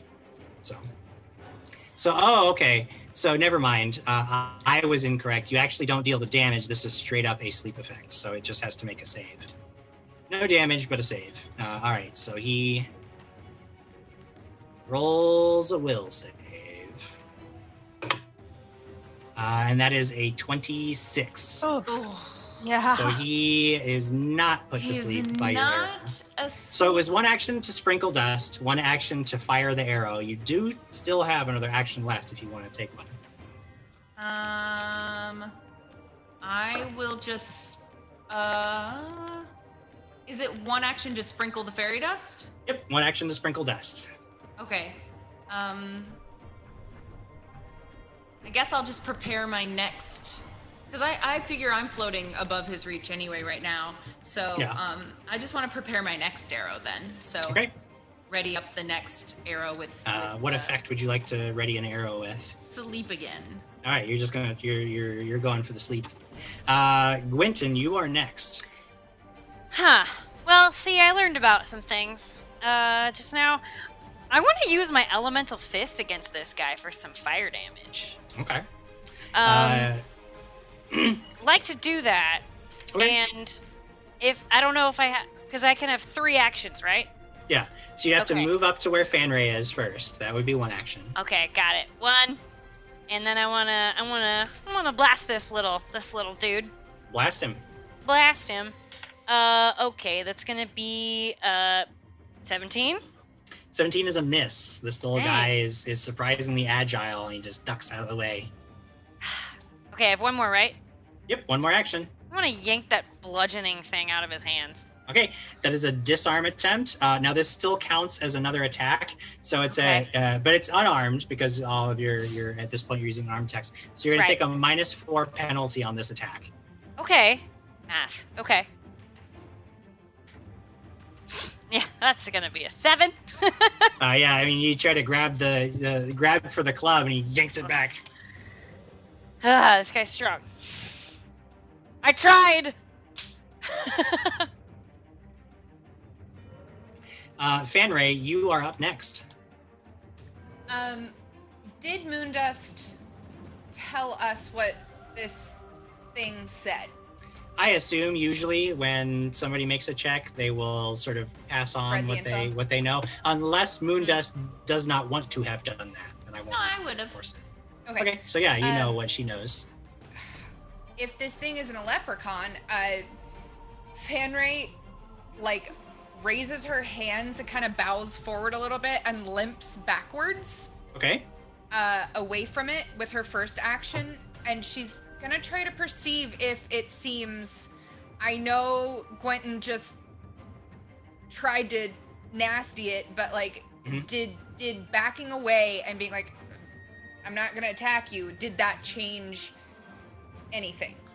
Sure. So backing away is one action. If you want to make a perception check to try to determine its intentions, that would be another action, but you could use a perception check if you'd like.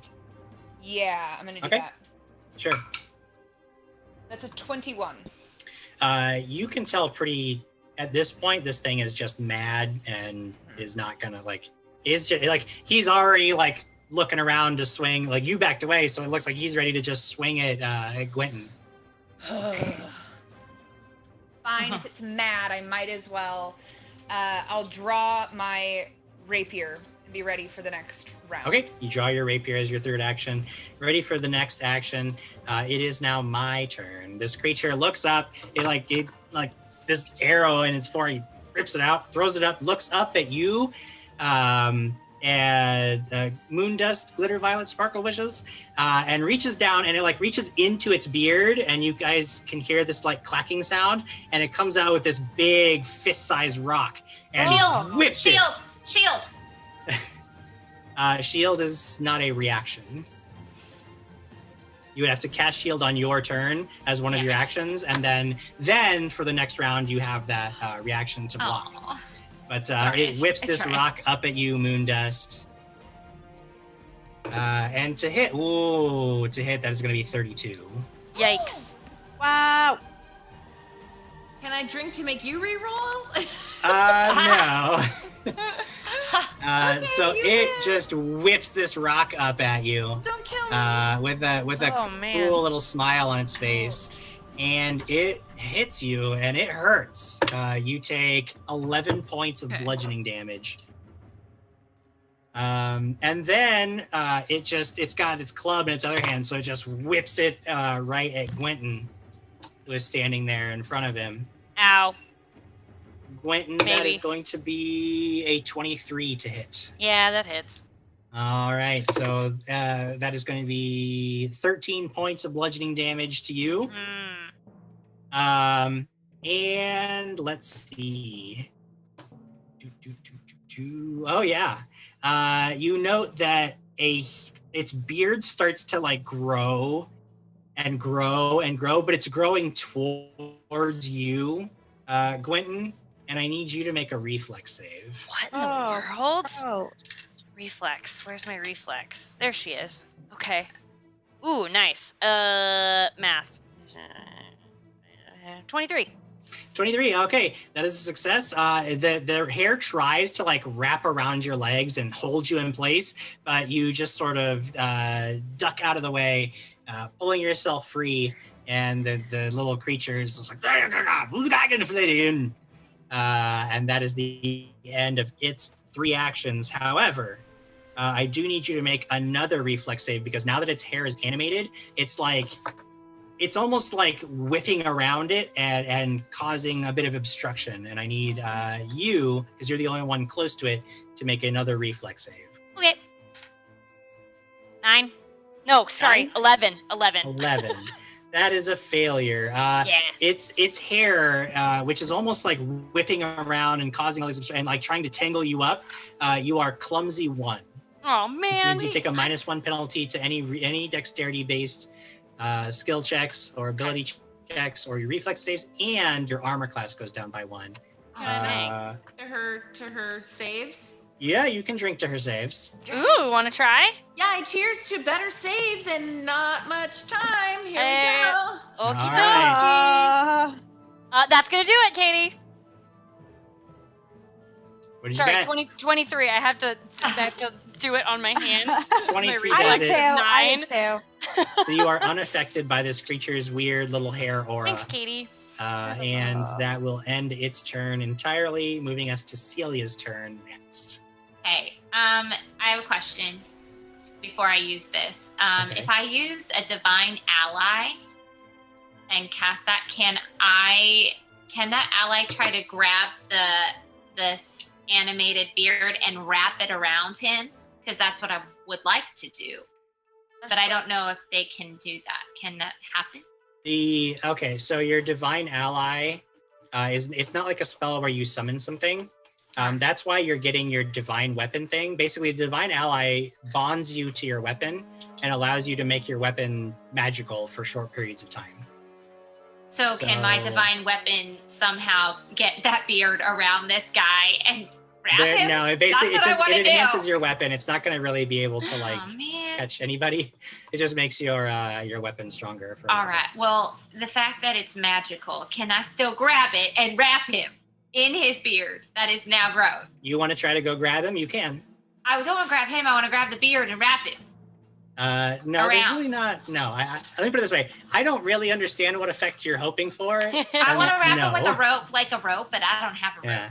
Yeah. No, his hair, he seems to be almost able to move his hair as if it were an extension of himself, and there's really no way for you to use it against him. There goes that. So may I please, I just want to get him, I want to knock him off his feet. I want him on his back. You want to knock him over?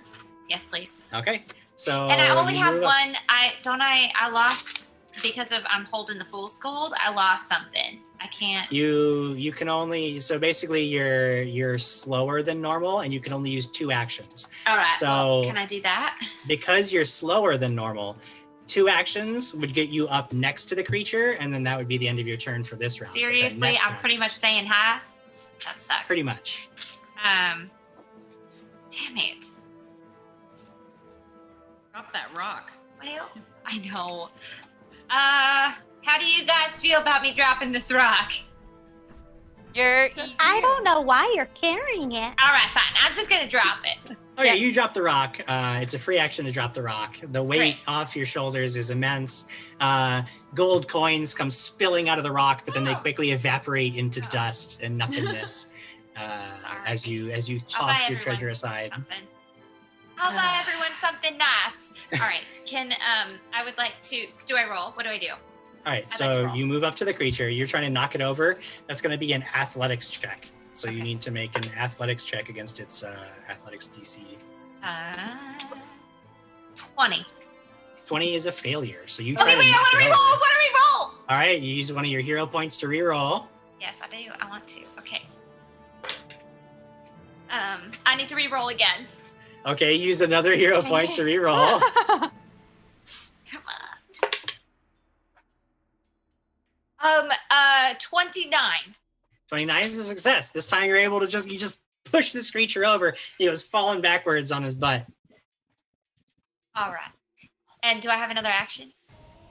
Yep, you have one more action for the round. I'd like to knock him out. How do you propose to knock him out? I want to punch him. Okay. But I don't want to kill him. I just want to punch him to knock him out. You can punch him. You're just making an unarmed attack, which deals 1d3 plus your strength bonus damage. So go ahead and roll your attack. Okay. 17 on the die. All right. Sorry. What's your melee attack normally? 1 second. I gotta find it. It's on my computer. All right. My melee attack is I think 8.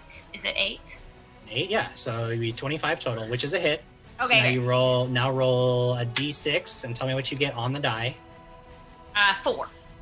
4. So that's 2 points plus your strength bonus, which I believe is 3. 3. Mm-hmm. Right. So you deal 5 points of non-lethal damage to this creature. Does it knock him out? On top of that, no, he is not. The chances of knocking somebody out in one punch are very, very, very low in this game, unfortunately. Do I have one more? Nope, that was your third action. I just wanted Sarah, to move 10 feet. I know, but too bad. I just wanted to move. Sorry. After that, we move on to Peepa's turn. But before we get to Peepa's turn, it looks like Sarah BC1 is giving a reroll, a hero point to Fanray for becoming the bit boss. Thank So you. thank you very much for those bits. We see them flying in all over the place. Super good stuff. Fanray, what do you got? Or sorry, Peepa, what do you got? I'd like to cast telekinetic maneuver and get Okay. that mace out of his hands, or that club out of his Okay, yeah, hands. sure. You're trying to take his club away from him. Yeah. Go ahead, and is it a reflex save for me, or is it a roll for you? It's verbal range 60 with a rush to athletics check.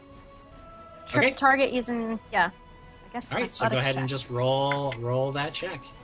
I'm gonna use my reroll, my hero point. Okay, 1 hero point down. Oh, that's worse. That's worse. It's not gonna do it. It's a 3 on the die second time. Oh no, that's no good. No. Okay, so I that think, was I think. Does Katie have any more water? I do, but very little. All right, you got to decide. Is this the moment to use that water? Cheers to Pippa. Well, here's the. Okay, if you want to do it. Ready, go. Ready. Nope, that's a 2. 17. Stop. 17 plus my casting. Plus 9. Okay. Yeah, you reach out with your mind, wrapping your telekinetic power around this club and just Thank you, Katie. whisking it away. The creature tries to hold on to it as it's on the ground, but you just rip it out of its grasp. Great. And toss it aside.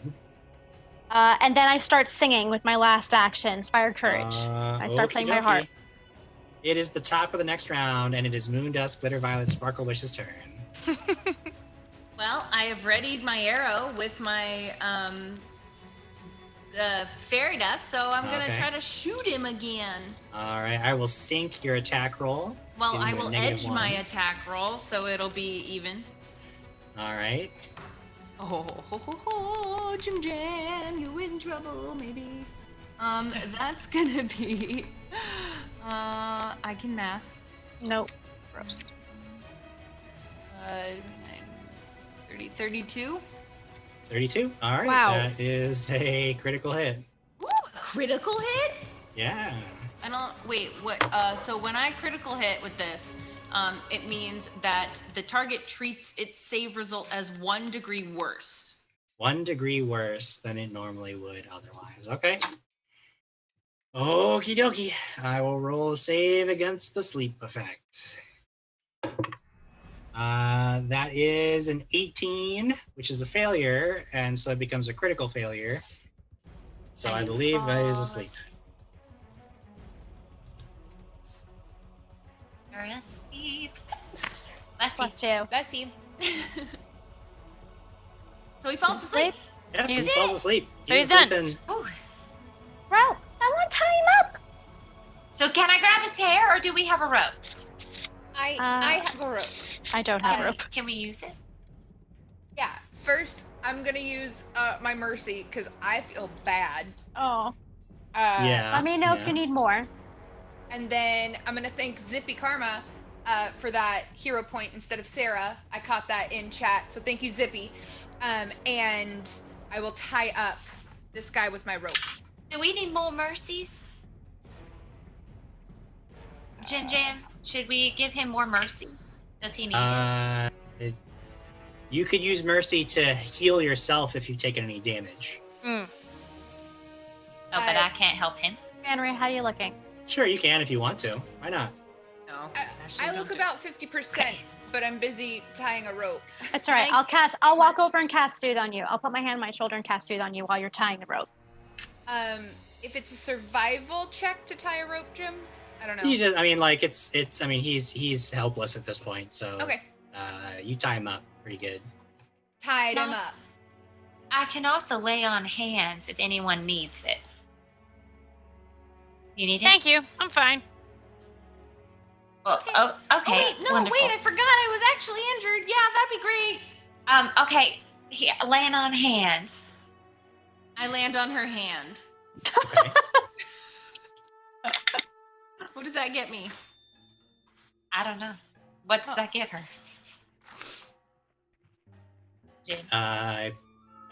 Number of hit points back. Jamie, you got Probably 20. all of them. Wow, See. thank you. I'm almost I heightened all it the way back for up. you. You're amazing. Well, you Here's am the all way thing. back I up. laid on hands, but now I gotta rest 10 minutes, okay? I'm 6 tired. points. All right. Okay. Did anyone hear me? I'm tired and need to rest 10 minutes. Do we have 10 minutes to rest? Because I You're need to so rest. needy. Just sit over there and let us do the work. No, you don't understand. I have to rest after laying on hands so that I have another power. That's okay. You're new to HEI. Go ahead and rest. Henry, let's go. I don't like this. We're not splitting. I'm just, oh my gosh. I just kept going. I'm just going to follow. No, I told you to sit on the down. I'm not telling you to go away. No, but It's okay. I think we're okay here because I'm not sensing any more danger. Jim, I'd like to look around. Is there any? Okay, 'Cause resting. you had mentioned that there are some of these other rocks. Like, are they? Yeah. Do I still detect magic in the area? No. There's no more magic in the area. There's just this creature. Yeah, that's all you know. okay, well, I'm resting. I don't know if everyone caught that. Yes, Jim, you are resting. I catch it. I acknowledge you're resting. I'll intend to explore. Sure. Yeah. You know that based on your arrow, this creature is probably going to be asleep for up to an hour unless somebody wakes it up. Oh, wow. It is tied up on the ground. What are you guys doing? I'm going to make sure that one of us... Can someone hold this big giant club so in case he ends up waking up? Thank you, Yep. Quentin. You got it. Hold on to the Thank you. club. You make sure that he doesn't have any other weapons on him. Mm-hmm. I want to look to see like where his stuff is. Does he have stuff? Is it in Not the really. rock? He doesn't seem to have a whole lot of stuff. But that's not super surprising because Chorids don't tend to care about stuff too much. They mostly just want to be left alone in the forest. Guys, I think that we should just leave him here and then he'll wake up and we'll be gone. And, he's not a leprechaun and I don't think he has any treasure. So, I don't know. Fanray, what do you have? When he spoke in Sylvan, did he say, "I'm not a leprechaun"? Yeah. Yes. I'm pretty sure. Well, I think HEI might be disappointed with this one. We aren't bringing back any treasure, nor are we bringing back a leprechaun, but I agree with Moondust. Okay. Should we bring him to HEI? I really don't think he was doing anything wrong other than just trying to protect his land that we've sort of invaded. Yeah, I think we should just leave him. He'll wake up eventually, and he seems feisty. He'll get out of the rope. Well, we could untie the rope, and he could still be asleep. Is it because you want the rope? Yes. What about the rope can from we- the big pit? Oh, What? did we grab that? Did someone grab that? We How would have. far away would when- it be? He's not gonna Hey. wake up for like an hour. It's fine. We can just untie him and we can go. Because All right. why would we leave him tied up? Because then the wolves might come and they'll eat him. All right, let's do it and move on. I'll untie him Okay. and leave him. I'm gonna is the campfire still lit? No, it's just the remnants of a little fire circle that he's built where he normally makes a fire. You could easily light a fire there if you want. I'm if gonna that's what light you're a hoping to do. fire and lay Okay. him on a lovely little small rock as a pillow by the Okay. campfire before we leave. All right. So you set him up to be nice and comfy when he wakes up, and then you quietly tiptoe away from his little stone hideout. Pretty convinced at this point that there is no leprechaun that in fact this creature has been sort of hounded by people looking for him constantly, thinking that he's a leprechaun, thinking that there's treasure to be found in these woods, when he was just trying to make his way. You head back out of the forest, all the way out back to the city. Make your report to HEI, they are indeed disappointed that there's no leprechaun and therefore no gold. However, they are grateful that you managed to save all the people who were out in the forest. You convinced House Ovisario to stop their search. You saved a hunter who not only did you save a citizen's life, but you may have indeed inspired them to join the ranks of HEI as a licensed hero in their own right. And after the wild goose chase that you sent the Society of Friends on, they quickly became, they fell to infighting, convinced that everybody had fallen under the enchantment of a leprechaun. Their group quickly dissolved and they just sort of headed back to town dejectedly. So you did manage to disrupt their foolish operation as well. The Corrid, for whatever it's worth, eventually wakes up and very confused, but happy at least to be alone in his deep little part of the woods, unbothered by any more big people coming to look for a pot of gold that doesn't exist. And you have once again heroically saved the city and all its inhabitants. So that is the end of our adventure for this evening. Yay! Congratulations, everybody. Wow, ladies, it's about the journey, not the destination. It's about the journey, not the destination. You're not wrong. You're not wrong. It was a good time. I'm glad that you guys all came and joined me for this particular adventure. I had a good time. Ashley, thanks for popping in. Katie. It was great. I know you guys are busy, so I'm really glad when you make the time to come and play. Of course, Jess, we will see you again tomorrow night on Things in Space, as well as, sorry, Fanray is the only name I don't know anybody's name anymore. Jamie, you of course will be on Things in Space tomorrow. So we're looking forward to seeing you guys play your science fantasy characters, which are super awesome. That game. To the rest of you, thanks for watching. We truly appreciate your continued support, the bits and the subs. I know that we might not have gotten to shout out everything that happened tonight. Again, I'm running tech and the game on my own. So if anybody was missed, I deeply apologize, but I want you to know that every bit of support that you guys have given us is deeply appreciated, and we are very grateful that you continue to come back and watch us play these silly games week after week. If you want to see more silly games, and make sure that you join us tomorrow for Things in Space. And Monday night, we've got Crits and Giggles back, so you'll get to see me. I won't be in my lady garb. But why not? Well, honestly, you want to know why at this point? Is because I have to, hats off to ladies who do this, and if you choose not to do it, I understand completely, because eye makeup sucks. It sucks. It's so awful. I'm sitting there in this chair, and Dana's just like stabbing me in the eyes with this brush for like a half an hour. She's like, stop moving. I'm like, how do you stop moving when there's a thing in your eye? It's awful. Big props to ladies because it looks amazing. But man, you guys put up with a lot to all for the patriarchy. Yeah. That's right. Jim, Props to you, Jim, for dressing up on one of my behalf requests last night. I figured there was again the conspiracy, and I thought, you know what? Maybe they're right. Maybe I should just roll with it. Maybe I'll learn some things about myself. I don't know. This is so weird. I like it. I want Jim to join. Come on, Jim. All right. Just watch. You're a I don't know girl. if I can get the timing right. No, come on, Jim. Other side. 1, 2.